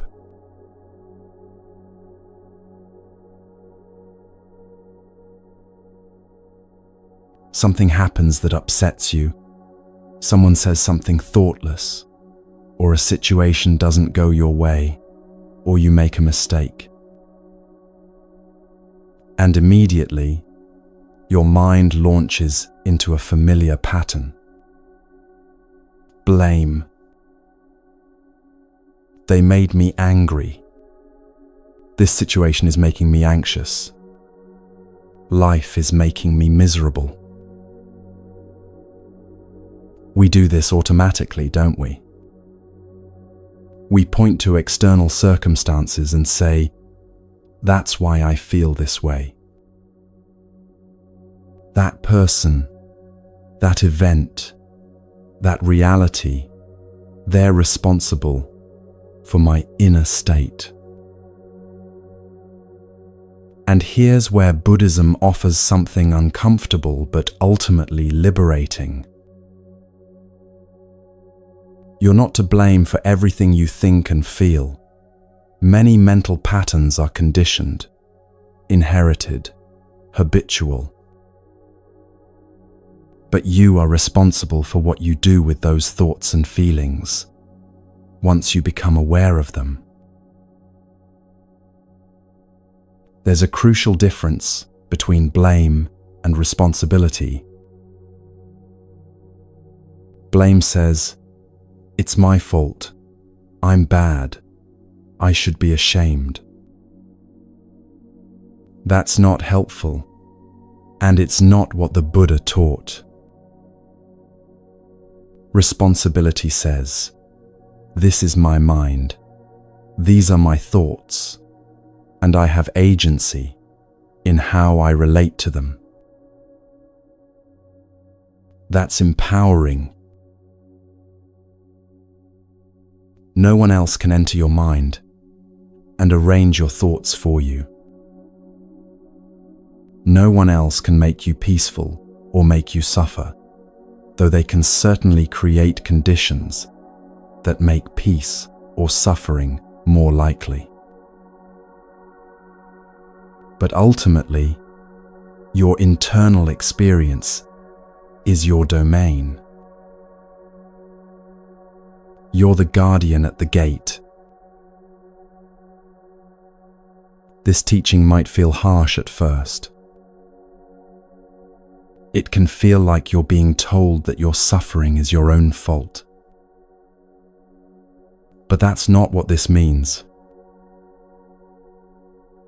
What it means is this: you have more power than you think.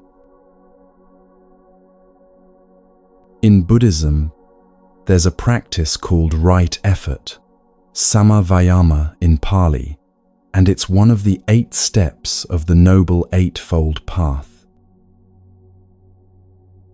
Right effort isn't about straining or forcing or white-knuckling your way through life. It's about tending your mind with wisdom and care.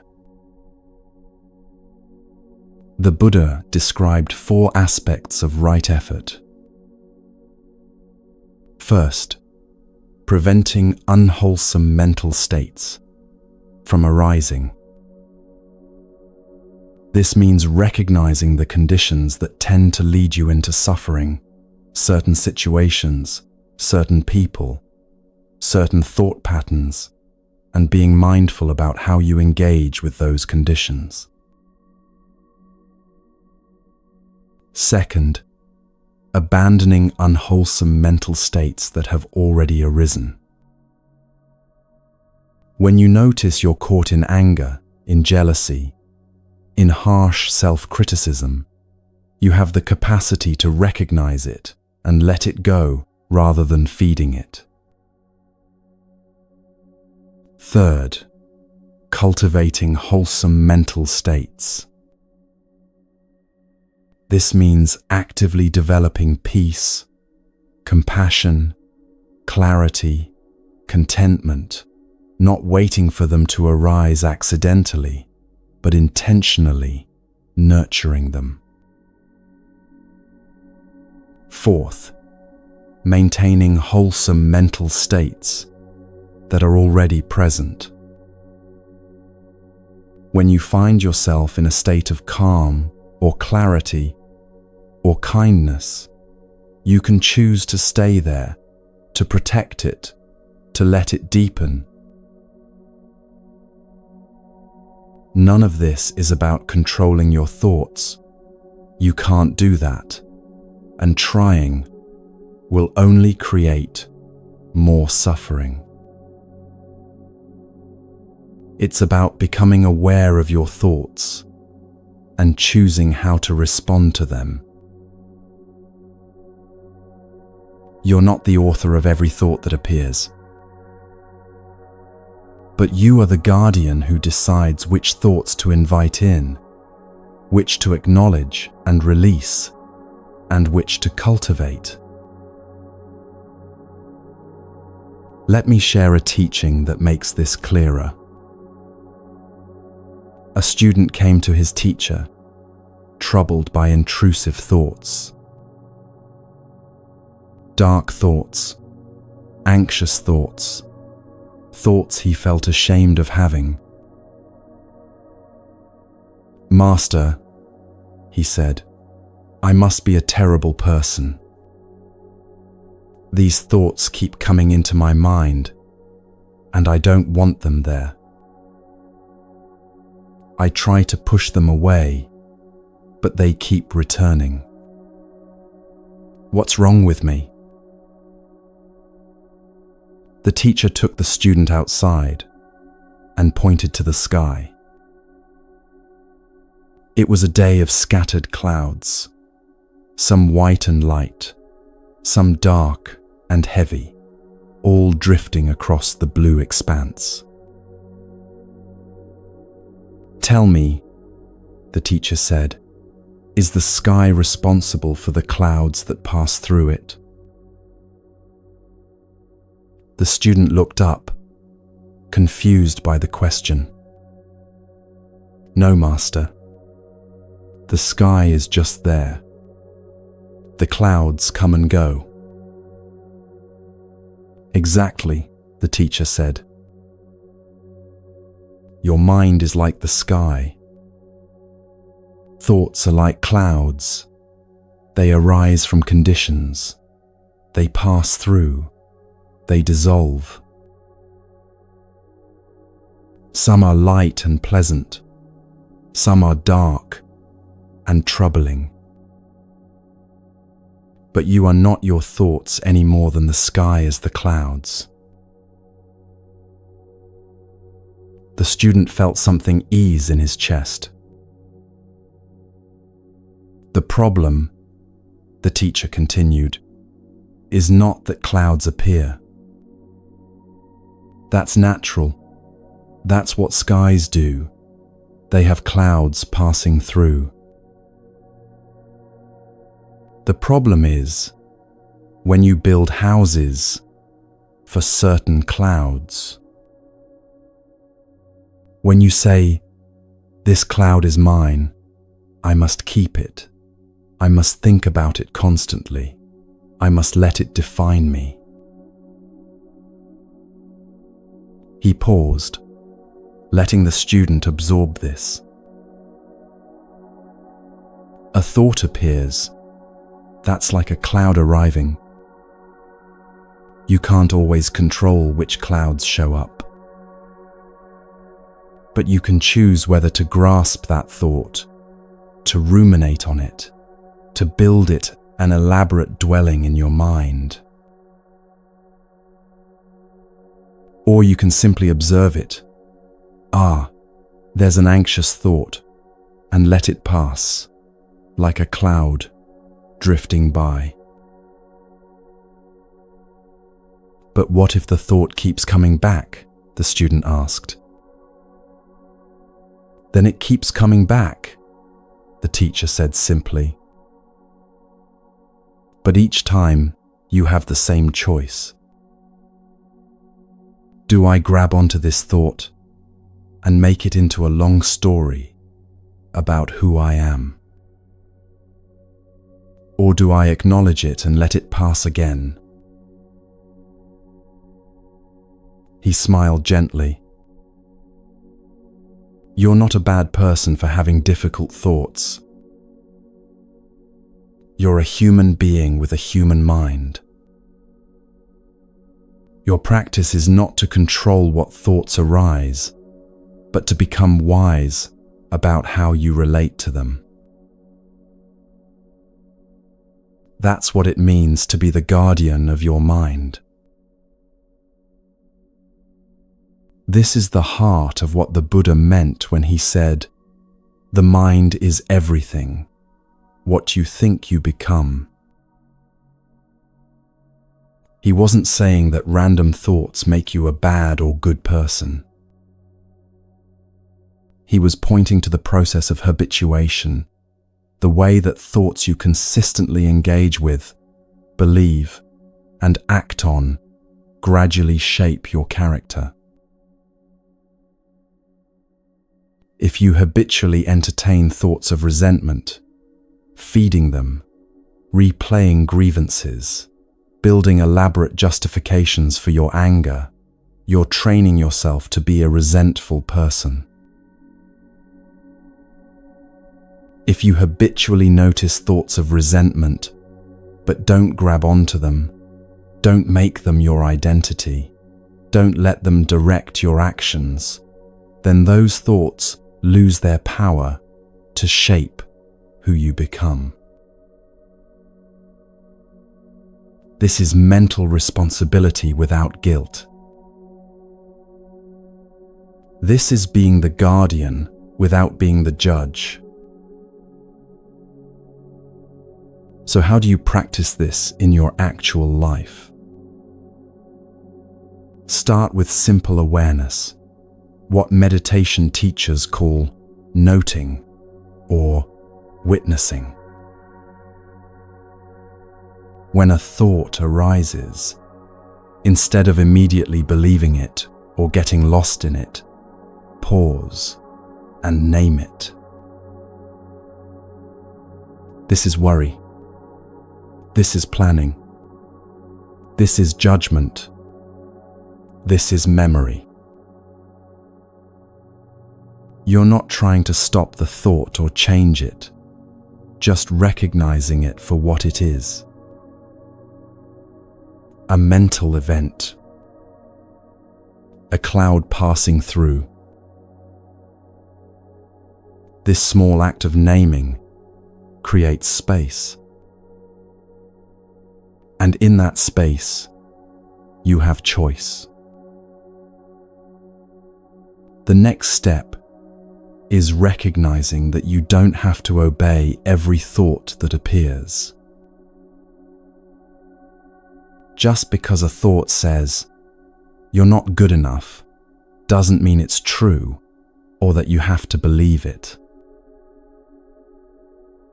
Just because a thought says, "You should worry about this all day," doesn't mean you have to follow that instruction. Thoughts are not commands. They're suggestions, and you get to decide which ones to listen to. This practice of creating space between stimulus and response is one of the most transformative aspects of Buddhist training. Something happens. Someone criticizes you. The stimulus arrives. Immediately, a thought arises. "They're attacking me. I need to defend myself." In that instant before you react, you have a choice point. You can notice the thought without immediately acting on it. You can pause and ask, "Is this thought helpful? Is it true? Is this the person I want to be in this moment?" That pause, that's freedom. That's what it means to be the guardian of your mind. Think of mental hygiene the way you think of physical hygiene. You brush your teeth not once but every day because you know that daily care prevents problems. Your mind needs the same consistent tending.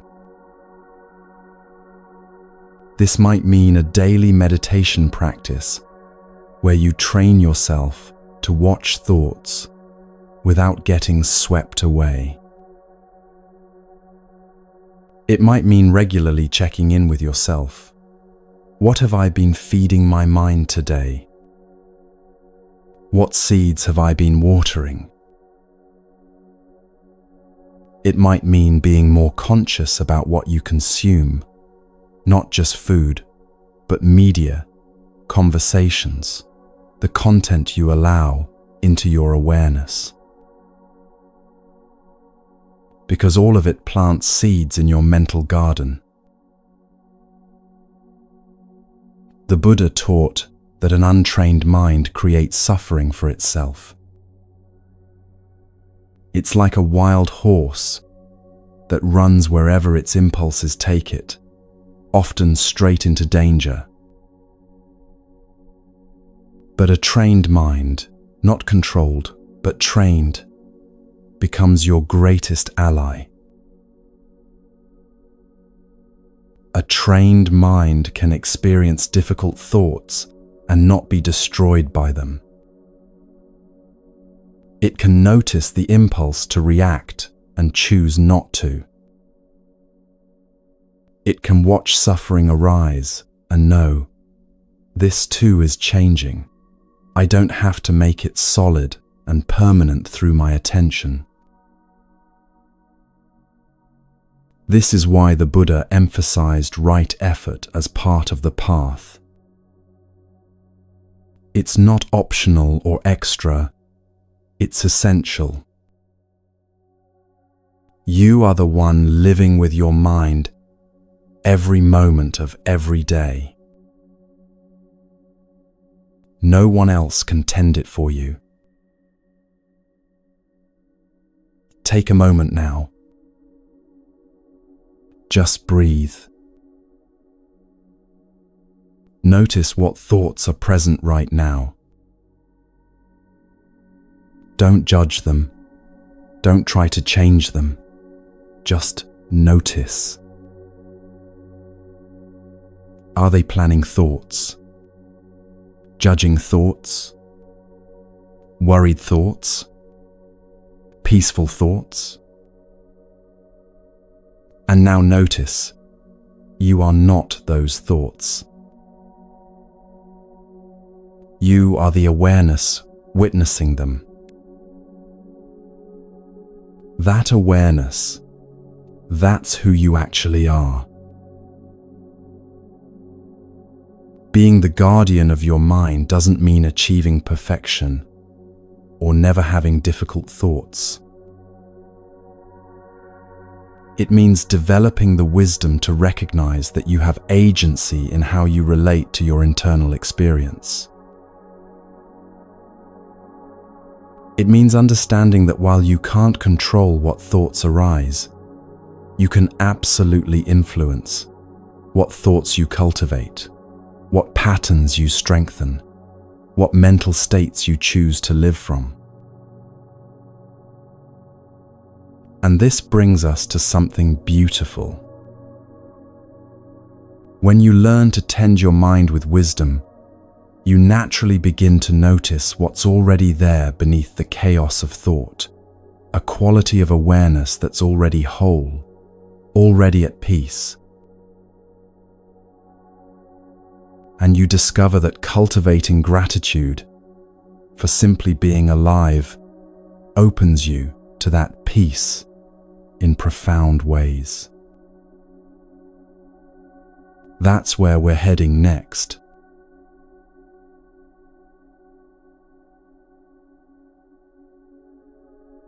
We move through entire days without noticing what's already here. The morning light coming through the window, the warmth of water in the shower, the fact that we woke up at all. We take it all for granted. These basic conditions of existence, breath, awareness, the capacity to sense and feel and think, we barely register them because they're always there, so ordinary, so constant. Until they're not. And then suddenly we realize what we overlooked. We realize that what seemed mundane was actually extraordinary the whole time. This teaching is about learning to see that extraordinariness before it's too late. About developing what Buddhism calls mudita, a word that's often translated as appreciative joy, but means something deeper, the capacity to recognize and be moved by what's good, what's present, what's supporting your life right now. Mudita is one of the 4 Brahmaviharas, the 4 divine abodes of the heart that Buddhism teaches us to cultivate. Alongside loving kindness, compassion, and equanimity, appreciative joy holds a special place. It's the antidote to taking life for granted. The practice of seeing clearly what's here, what's working, what's holding you up, even when other things are falling apart. In traditional Buddhism, there's a reflection called the precious human birth. The point is to recognize how rare and valuable it is to have the conditions necessary for awakening. To practice the Dharma, these teachings we're exploring, you need to be born in a time and place where these teachings exist. You need the capacity to understand them. You need enough freedom and stability to pause and reflect rather than just struggling to survive every moment. You need to have encountered these ideas somehow, through a teacher, a book, a conversation, a moment of grace that pointed you toward this path. None of that is guaranteed. It's actually extremely rare. Most beings don't have access to teachings about freedom from suffering. Most don't have the leisure to contemplate their minds.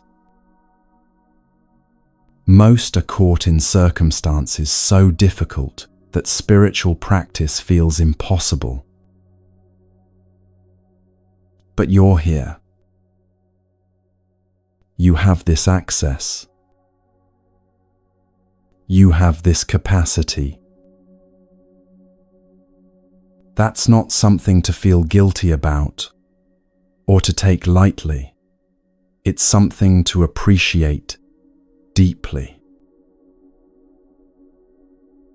Because appreciation for these conditions naturally leads to using them well, not wasting them, not sleepwalking through a life that's already offering you what you need to wake up.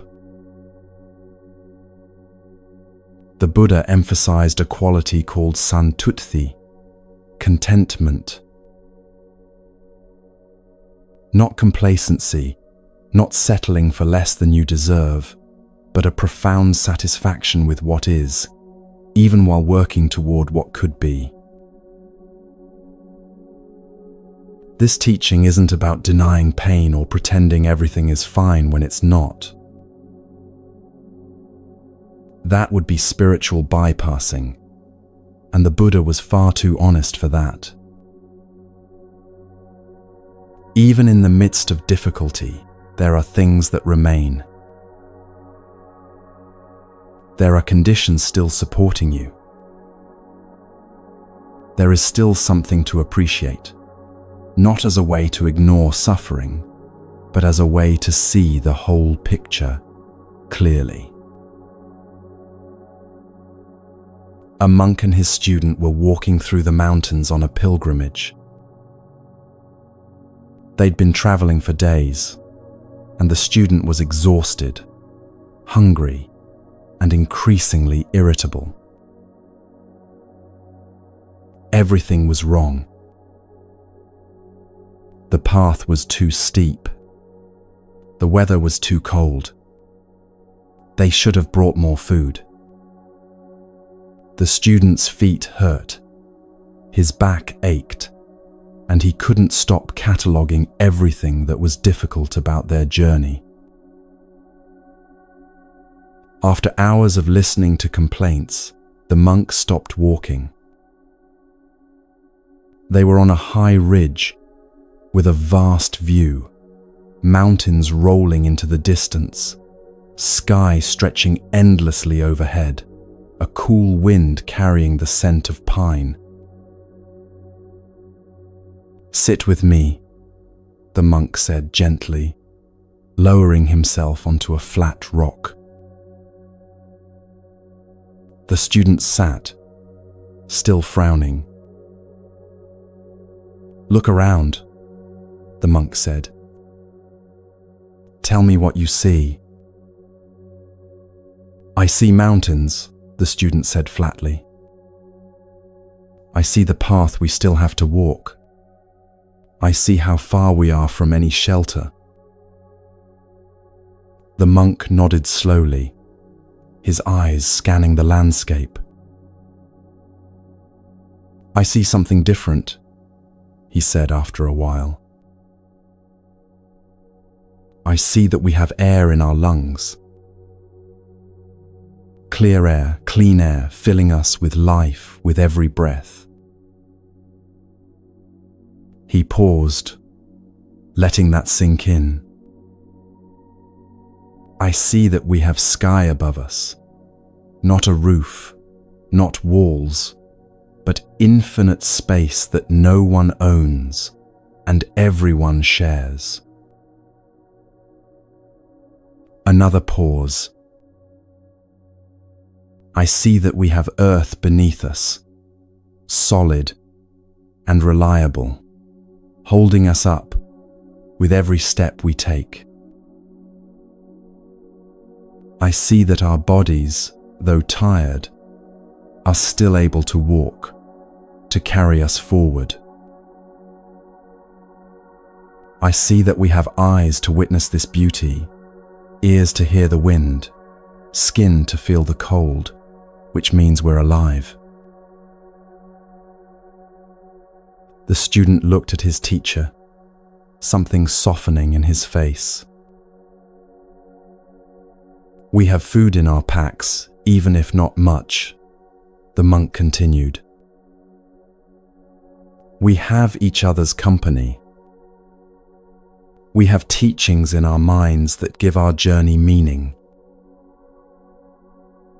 We have this moment, right here, right now, and this moment is enough. This moment contains everything we actually need to be at peace. He turned to look at his student directly. I'm not saying the path isn't steep or that your feet don't hurt, he said. Those things are true. But they're not the whole truth. The whole truth includes all of this. He gestured to the sky, the mountains, their breathing bodies. And when you see the whole truth, suffering doesn't disappear, but it stops defining your entire experience. The student sat quietly, tears starting to form. I've been so focused on what's hard that I forgot what's here, he whispered. That's what we all do, the monk said gently. We forget. This practice is about remembering. This is what the Buddha meant when he taught about appreciative joy. He said something beautiful. Let us rise up and be thankful, for if we didn't learn a lot today, at least we learned a little. And if we didn't learn a little, at least we didn't get sick. And if we got sick, at least we didn't die. So let us all be thankful. It's a teaching about perspective, about recognizing that there's always something, some condition, some support, some grace that's still present, still holding you, still worthy of appreciation. This isn't forced positivity. It's not pretending pain doesn't exist or slapping a happy face on genuine suffering. It's seeing clearly, which means seeing all of it, not just the difficult parts that tend to grab all our attention. Buddhist appreciation is about seeing interdependence clearly. It's about recognizing that your life is supported by countless conditions.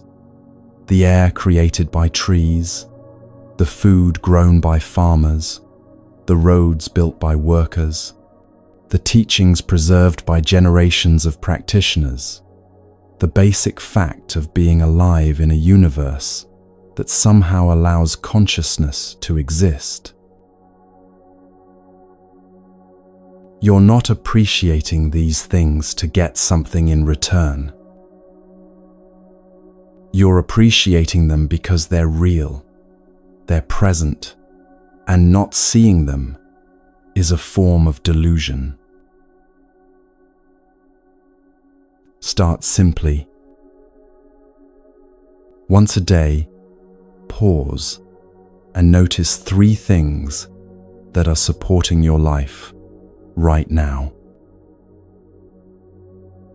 Not grand things necessarily, but basic things.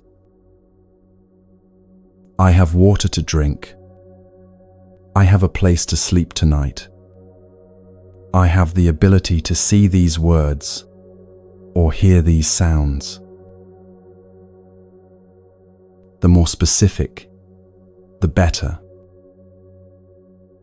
This morning, light came through my window is more powerful than I'm grateful for the sun because it's immediate, it's real, it's what you actually experienced. And here's the key distinction: appreciation without attachment. You're not grasping at these things, not demanding they stay forever, not building your identity around them. You're simply acknowledging them while they're here.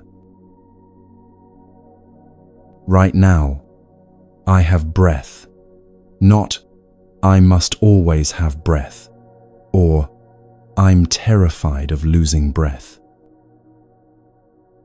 Just, right now, this is here, and I see it clearly. Reflect on the conditions that allow you to practice. Maybe you have time to listen to these teachings because you have a job that gives you stability. Maybe you can focus on inner work because you're not actively fleeing danger. Maybe you have access to wisdom because someone translated these ancient texts, because the internet exists, because your life happened to intersect with these ideas. None of that is your doing alone. You're held up by a vast web of causes and conditions, most of which you'll never know about or meet. When you see this clearly, when you really see how interdependent everything is, a natural appreciation arises. Not because you're trying to be positive, but because you're seeing accurately. Find the extraordinary in the ordinary. The next time you drink water, really taste it. Notice the miracle that this clear liquid sustains your life, that it's available, that your body knows exactly what to do with it. The next time you breathe, notice that you don't have to remember to do it. Your body breathes you, life breathes you, without any effort or control from your conscious mind. These aren't small things made to seem big. These are big things we've trained ourselves to experience as small. Pause for a moment. Notice what's present right now that you've been overlooking. Maybe it's the simple fact that you're alive to hear these words. Maybe it's that you have a mind capable of contemplating these ideas. Maybe it's something as basic as the chair holding you up, the air entering your lungs, the fact that this day happened at all. Touch that appreciation without immediately jumping to what's missing or what's wrong. Not denying difficulty, but not letting difficulty be the only story either. This practice of appreciative joy gradually transforms how you experience being alive. You stop waiting for perfect conditions to be at peace and start recognizing that even imperfect conditions contain support, contain grace, contain enough. And when you develop this capacity to appreciate what's here, you naturally become less reactive, less desperate, less driven by fear that you don't have what you need. Because you start to see you have what you need right now to take the next breath, the next step, the next moment of being present. And that recognition leads naturally to the next teaching, the understanding that if you want your life to change, if you want the world to change, there's only one place that transformation can begin. And that place is closer than you think.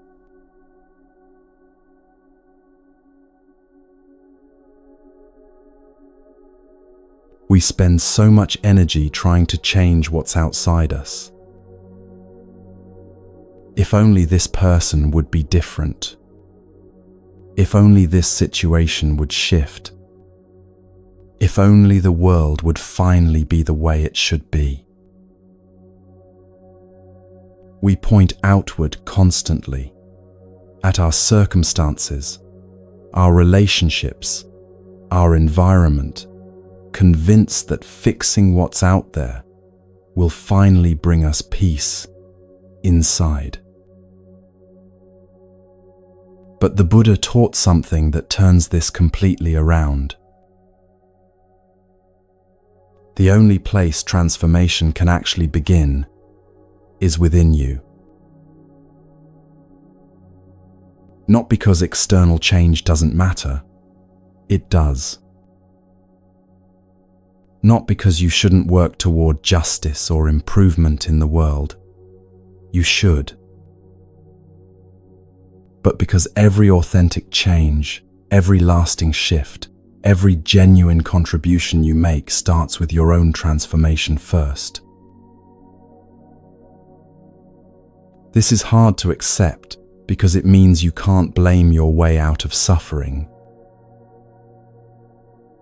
You can't point to everyone else who needs to change and say, once they're different, then I'll be okay.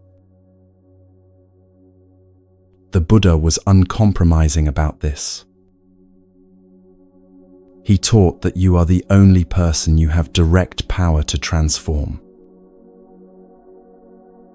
Everyone else is on their own path, making their own choices, living out their own karma. You can't force anyone to change, no matter how much you want them to. You can't control circumstances, no matter how hard you try. But you can work with your own mind, your own heart, your own responses to life. And here's what's profound. When you change yourself, the world around you changes too. Not because you've magically altered external reality, but because you've altered the person experiencing that reality. And when the experiencer changes, everything they touch, everything they encounter, everything they contribute shifts as a result. The Buddhist path is entirely focused on self-transformation, not self-improvement in the modern sense of becoming more successful or attractive or impressive,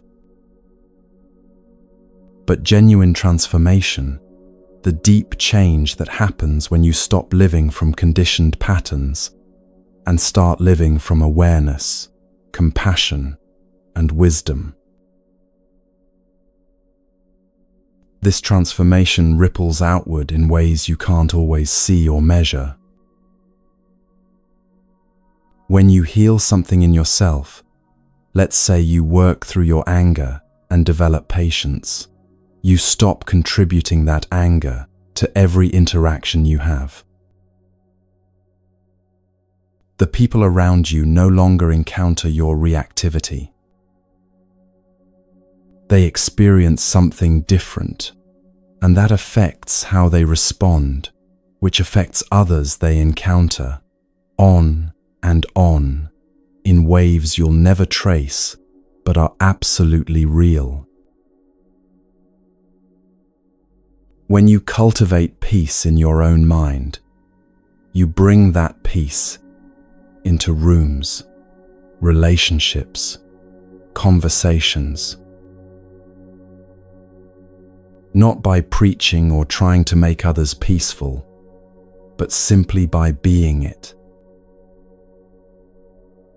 There's tremendous power in coherence, in becoming the thing you want to see, rather than just talking about it or demanding it from others. The phrase, "be the change you wish to see," is often attributed to Gandhi, and while the exact wording varies, the principle is deeply Buddhist. You can't create what you haven't embodied. You can't give what you don't have. If you want more compassion in the world, become more compassionate. If you want more patience, develop it in yourself first. If you want more honesty, more kindness, more clarity, start by cultivating those qualities internally and living them consistently. This isn't about perfection. You won't master every quality, and you'll still make mistakes.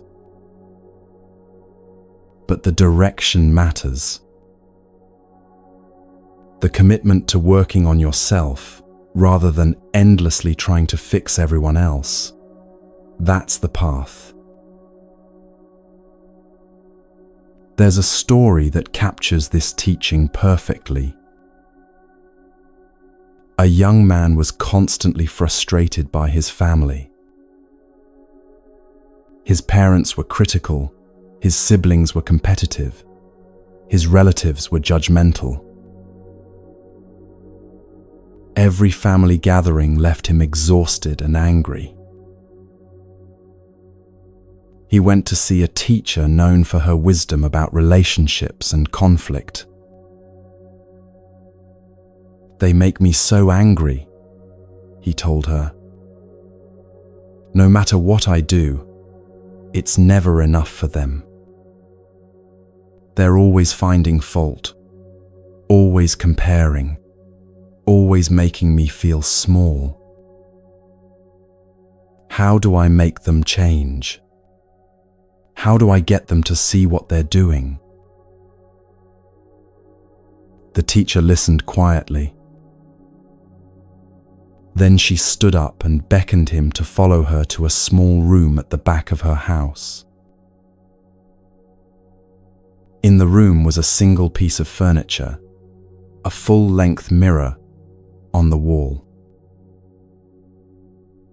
"Stand here," she said, positioning him in front of the mirror. "What do you see?" "I see myself," he said, confused by the question. "Look more closely," she said. What expression is on your face right now? He looked. His jaw was tight, his eyes hard, his whole posture defensive and closed. I see someone who's angry, he admitted. Now, the teacher said gently, imagine your family is looking at this mirror with you. What do they see? He was quiet for a moment, beginning to understand. They see someone who's already defensive before they even speak, he said slowly. Someone who's ready to fight, ready to be hurt. Exactly, the teacher said. And how do people typically respond to someone who's defensive and closed? They become defensive too, he whispered. Or they attack. The teacher nodded. You've been so focused on wanting them to change, to be kinder, more accepting, less critical. But you haven't looked at what you're bringing into the room. You arrive already wounded, already angry, already convinced they'll hurt you. And that expectation creates the very dynamic you're complaining about. She touched the mirror gently. This is how life works, she said. What you are, you meet. If you bring defensiveness, you'll encounter defensiveness. If you bring judgment, you'll experience judgment, often because you're perceiving it everywhere, even where it isn't. But if you change what's here, she touched his chest, what you meet out there changes too. So I'm supposed to just accept how they treat me? He asked, a flash of the old anger returning. No, she said firmly. I'm not talking about acceptance or approval. I'm talking about transformation. You can't control whether they change. But you can absolutely change how you show up, what you bring, how you respond. And when you change those things, the entire dynamic shifts, not because you've controlled them, but because you've stopped feeding the old pattern. She gestured to the mirror again. Right now you're asking the reflection to smile while you're frowning, she said. It doesn't work that way. Change yourself and watch what happens to the reflection. This is the heart of what the Buddha taught about transformation. He said it explicitly. You yourself must strive. The Buddhas only point the way. No teacher, no teaching, no external force can do your inner work for you. The Buddha himself, the most awakened teacher in the tradition, couldn't make anyone else awaken.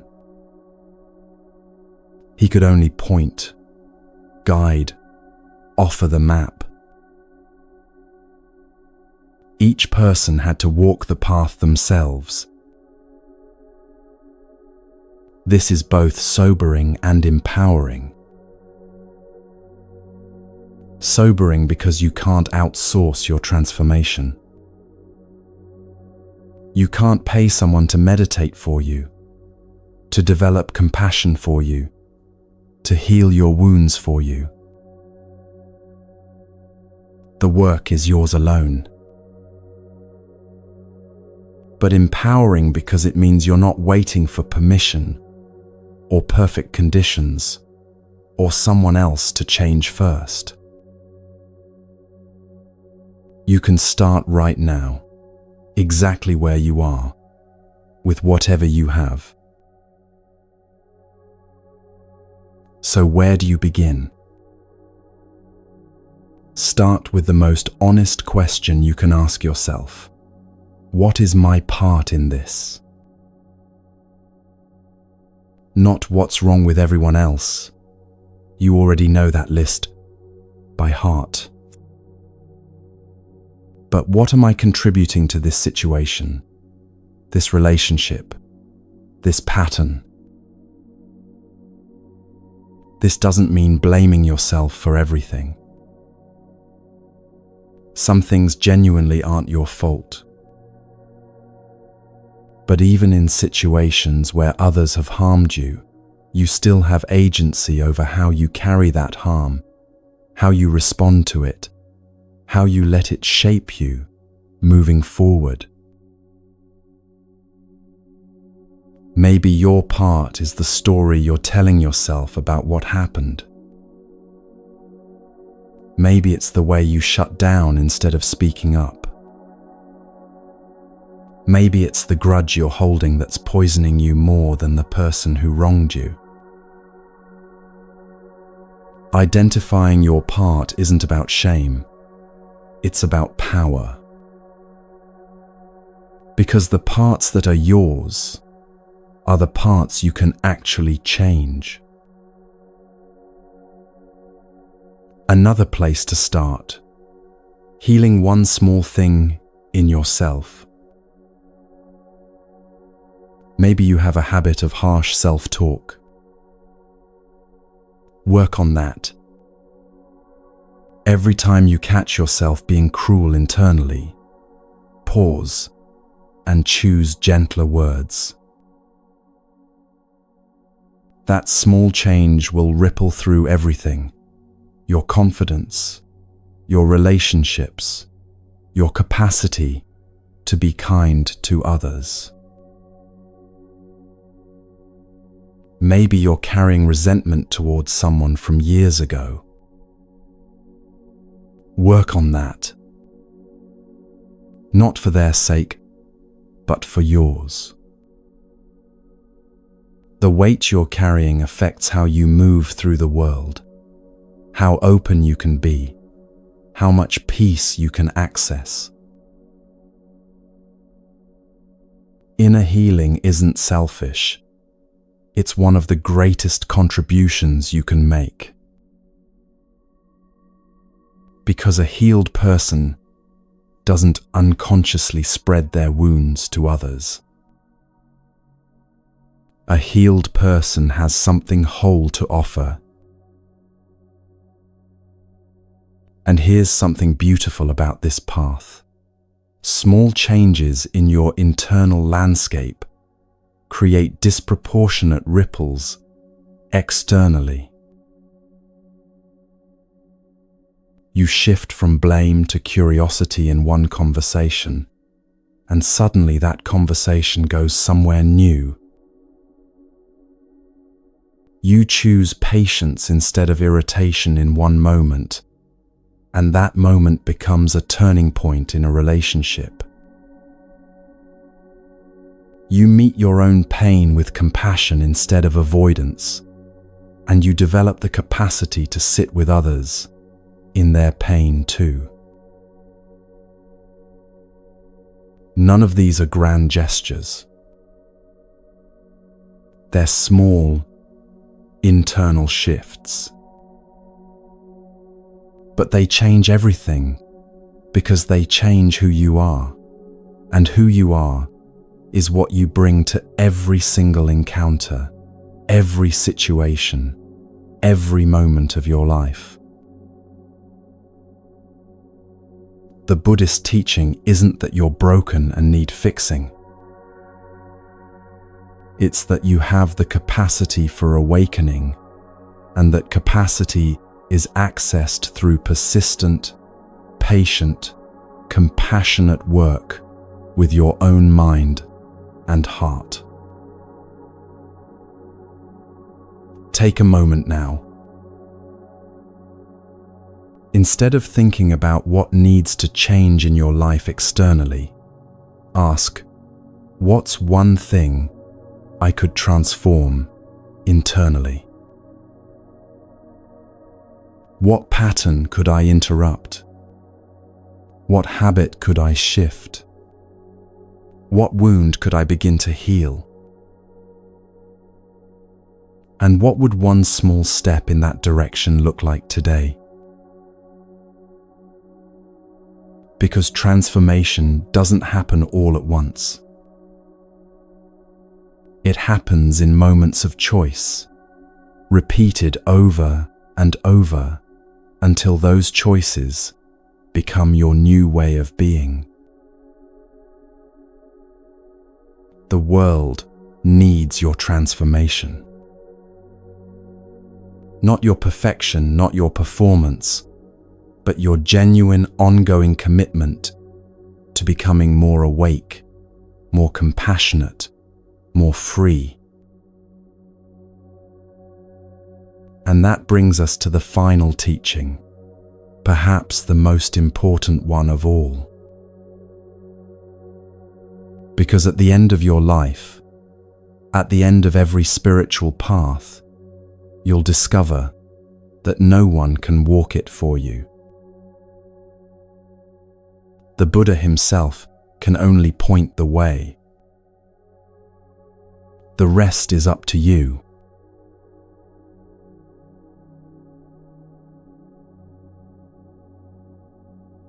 These were the last words the Buddha spoke before he died.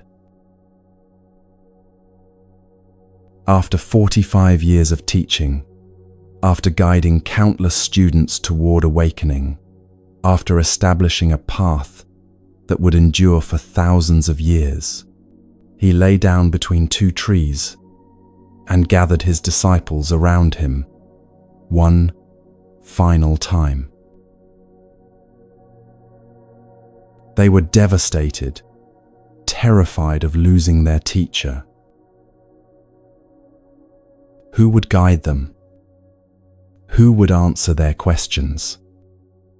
How would they find their way without him? And in that moment of grief and fear, the Buddha offered his final teaching. Be a lamp unto yourself, he said. Be your own refuge.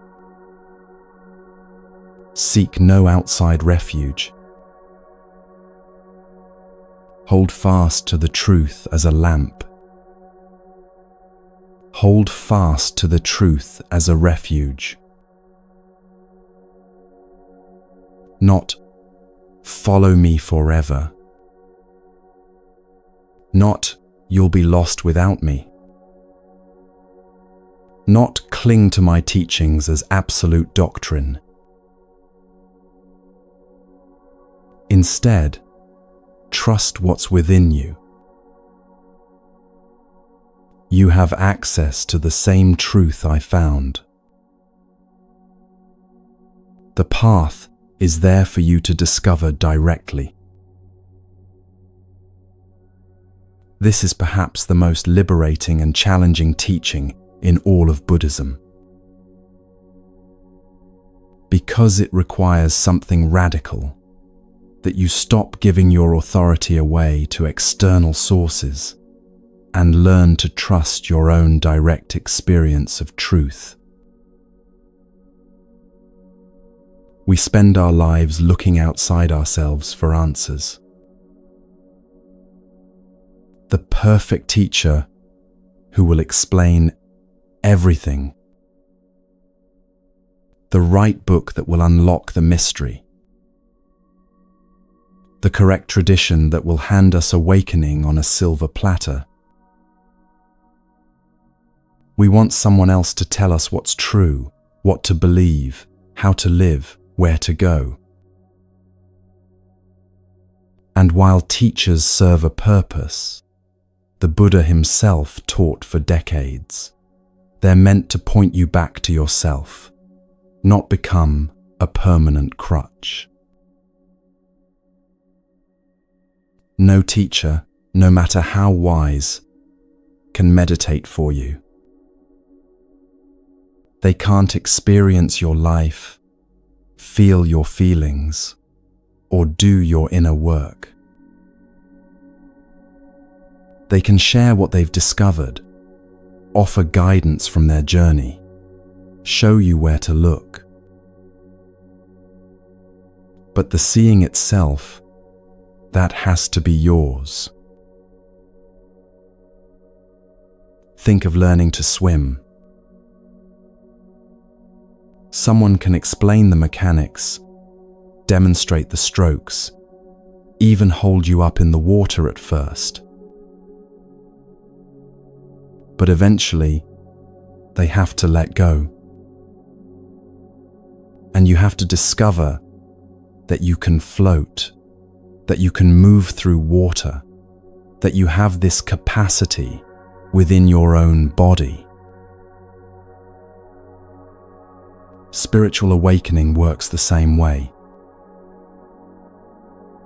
At some point, the training wheels come off. You stop endlessly preparing and start actually living what you've learned. You stop collecting teachings and start embodying wisdom. You stop seeking and start seeing. This doesn't mean you stop learning from others or practicing in community. It means your relationship to learning changes. You're no longer an empty vessel waiting to be filled with someone else's knowledge.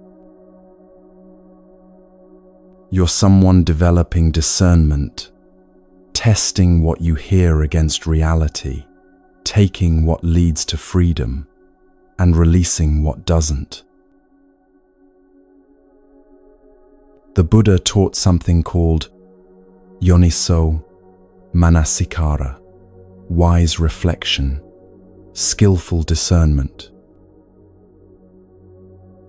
It's the capacity to investigate teachings with clear awareness, asking, does this align with my direct experience?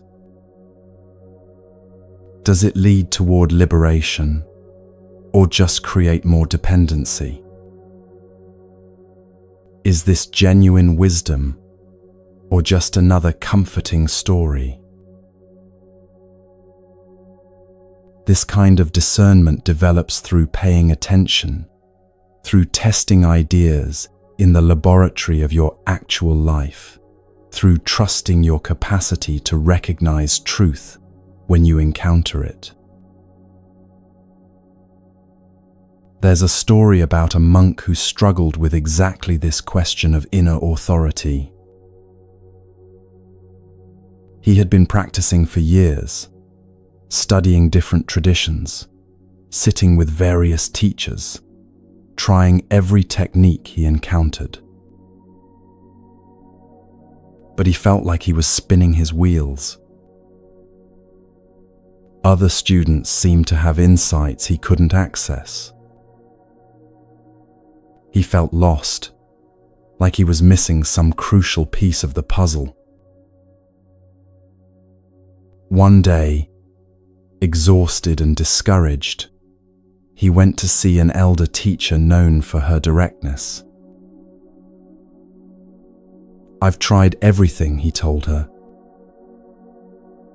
Hours of meditation, studying texts, following precepts, listening to countless Dharma talks. But I don't feel any closer to understanding. What am I doing wrong? What's the secret I haven't found yet? The teacher studied him for a long moment.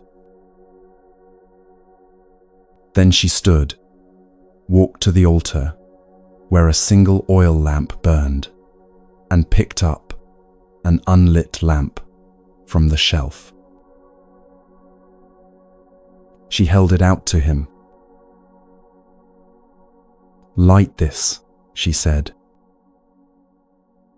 He looked around, confused. "With what? Do you have matches? A striker?" "No," she said. "Just light it." "But I can't light it with nothing," he said. "I need fire from somewhere, from that lamp, or matches, or—" She interrupted gently. "You keep looking outside yourself for what you think you lack. The perfect technique, the right teacher, the missing piece. But what if there's nothing missing? What if you already contain what you're seeking?" She set the unlit lamp down and looked at him directly. "You think you're the lamp waiting to be lit by someone else's flame," she said quietly. "But you're not. You're the fire itself, temporarily forgetting how to burn. Every teacher, every practice, every teaching, they're just wind fanning a flame that never went out. It's been there all along, beneath the doubt and seeking." Something shifted in the monk's chest. All this time, he'd been waiting for someone to give him what he already possessed. "But how do I access it?" he whispered. "Stop performing spirituality as if you're trying to earn something," she said. "Instead, notice the awareness that's already here, the consciousness witnessing these words, present in every breath, aware of every experience. That awareness doesn't need to be created or achieved. It only needs to be recognized." This points to the heart of the Buddha's final teaching. When he said, "Be a lamp unto yourself," he wasn't asking you to become something you're not. He was inviting you to recognize what's already present beneath all the conditioning, all the doubt, all the layers of not enough. The complete teaching says, "Be a lamp unto yourself. Be your own refuge. Hold to the truth within yourself as the only lamp. Let the Dharma be your island, your refuge, but investigate it for yourself." Notice what he doesn't say. He doesn't say, "Make me your permanent refuge," or "Never question these teachings," or "The tradition has all the answers."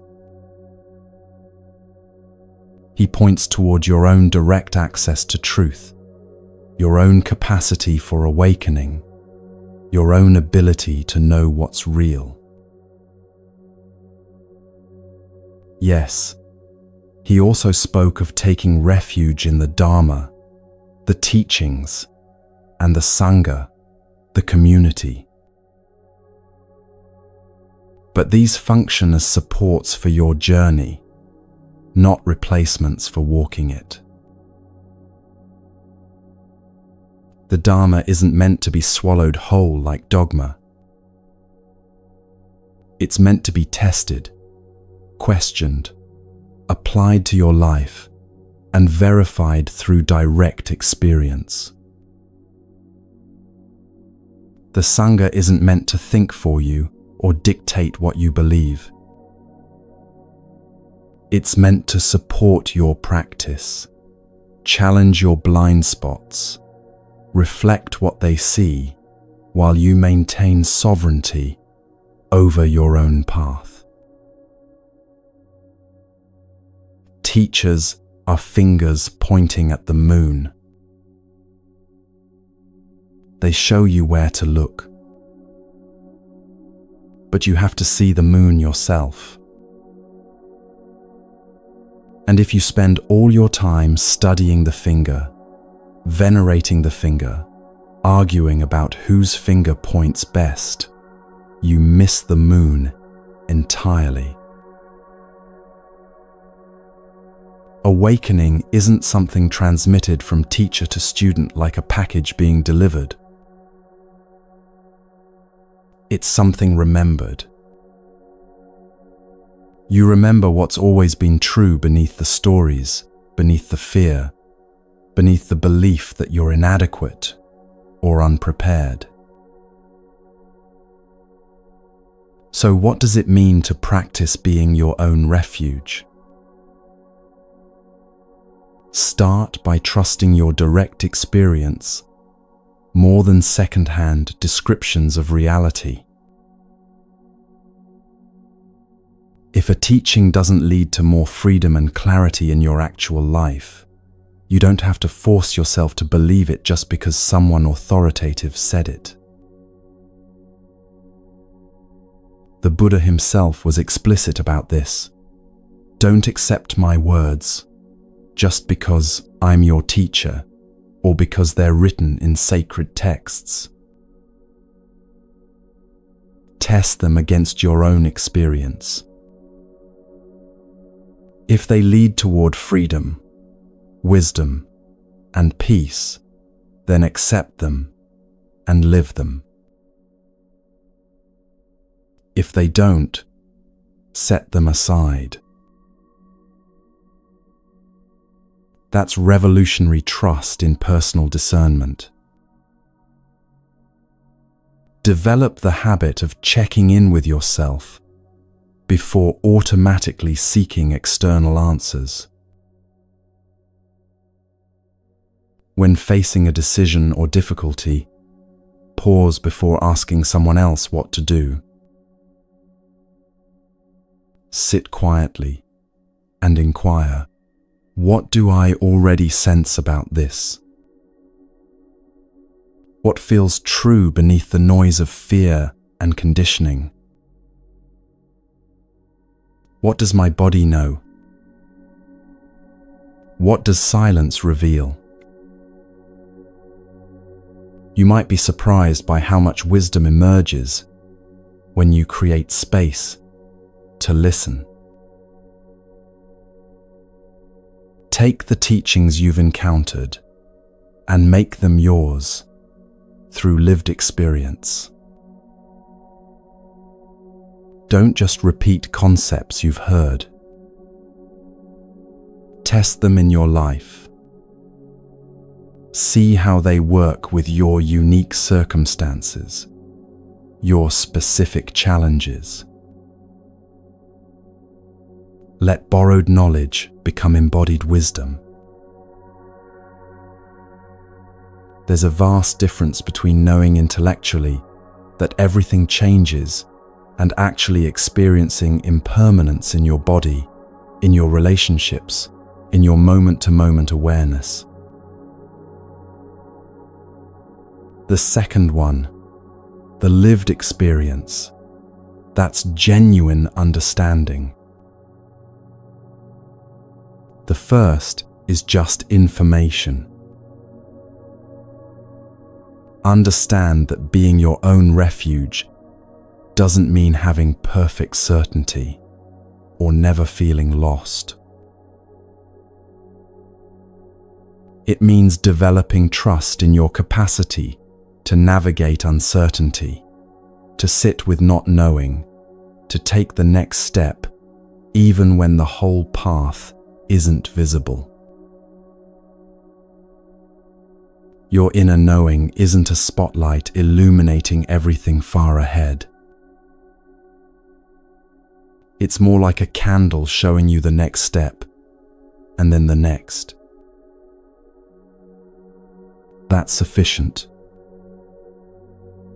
You don't need to see the entire journey, just what's immediately before you. And remember that self-reliance doesn't mean isolation. We're interdependent beings in an interconnected world. We learn from each other, support each other, reflect truth back to each other. But there's a difference between learning from others and surrendering your power to them. Between receiving support and becoming dependent. Between being inspired by someone's insight and believing they possess something you fundamentally lack. You can honor teachers while still honoring your own authority. You can practice in community while still walking your unique path. You can receive guidance while still making choices based on your own discernment.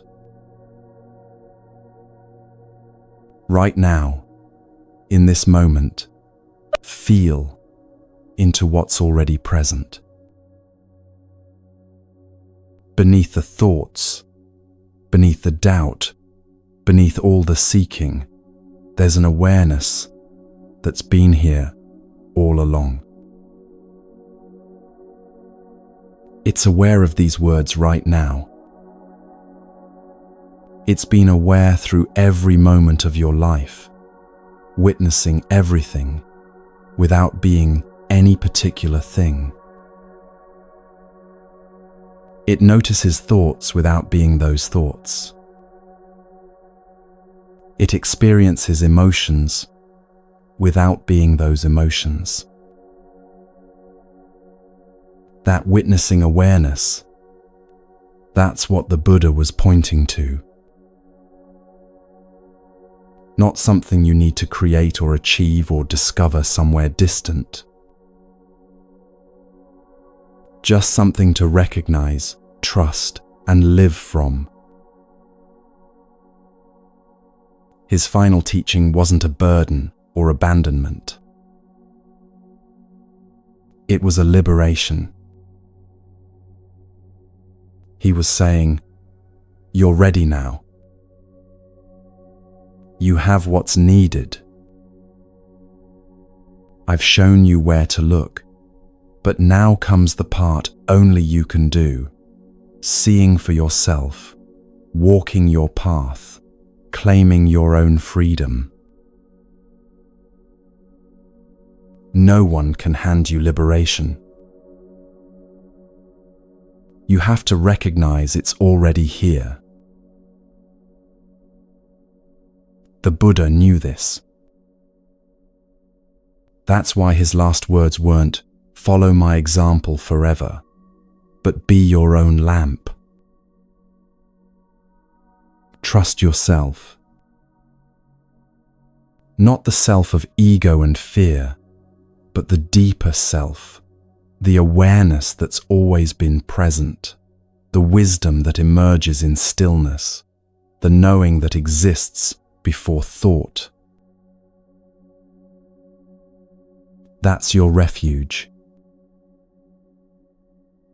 That's your lamp. That's what's been waiting for you to notice it all along. These 10 teachings we've explored aren't separate lessons. They're different angles on the same truth, that freedom is possible that suffering can be transformed, that peace doesn't depend on circumstances. Everything changes, so hold life lightly. Clinging creates pain, so love with open hands. Peace lives within, so stop searching outside yourself. Your mind shapes experience, so tend it with care. This moment is all you have, so be here for it. Everyone struggles, so meet them with compassion. You're responsible for your inner world, so guard it wisely. Appreciate what's here while it lasts. Transform yourself first, and watch how that ripples outward. And through it all, in every moment, in every breath, in every choice, be your own light. The teachings are here when you need them. The path is laid out before you. But the walking, that sacred, irreplaceable walking, only you can do that. And you're ready. You've always been ready.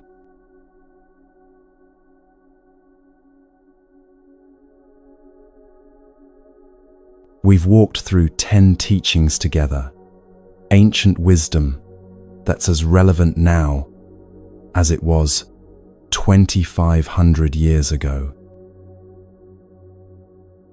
Everything changes, so hold lightly. Clinging creates suffering, so love with open hands. Peace lives within you, not in circumstances. Your mind shapes how you experience life, so tend it with care. This moment is all you truly have. Everyone, like you, just wants to be free from pain. You're the guardian of your own inner landscape. Appreciate what's here while it's here. Transformation begins with you. And through it all, be your own light.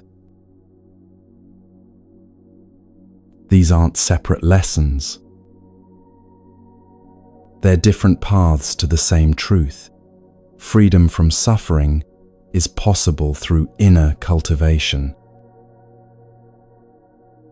Not perfection, but practice. Not achievement, but remembering. Thank you for being here for these 3 hours. For listening with an open heart. For choosing to explore these teachings.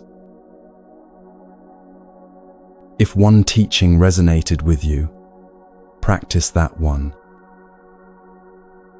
You don't need to master all 10. Just live one deeply, and it will transform everything. If it feels right, share in the comments where you're listening from or which teaching touched you most. We're a community of seekers walking this path together, each in our own way. And now, as we close, receive this ancient blessing. May you be peaceful. May you be free from suffering. May you find the inner stability that doesn't depend on anything outside you changing. May you remember, in every moment, that you have everything you need to take the next breath, the next step, the next moment of being present. Wherever you are, whatever you're facing, may you find your way home to the peace that's always been within you. Until we meet again,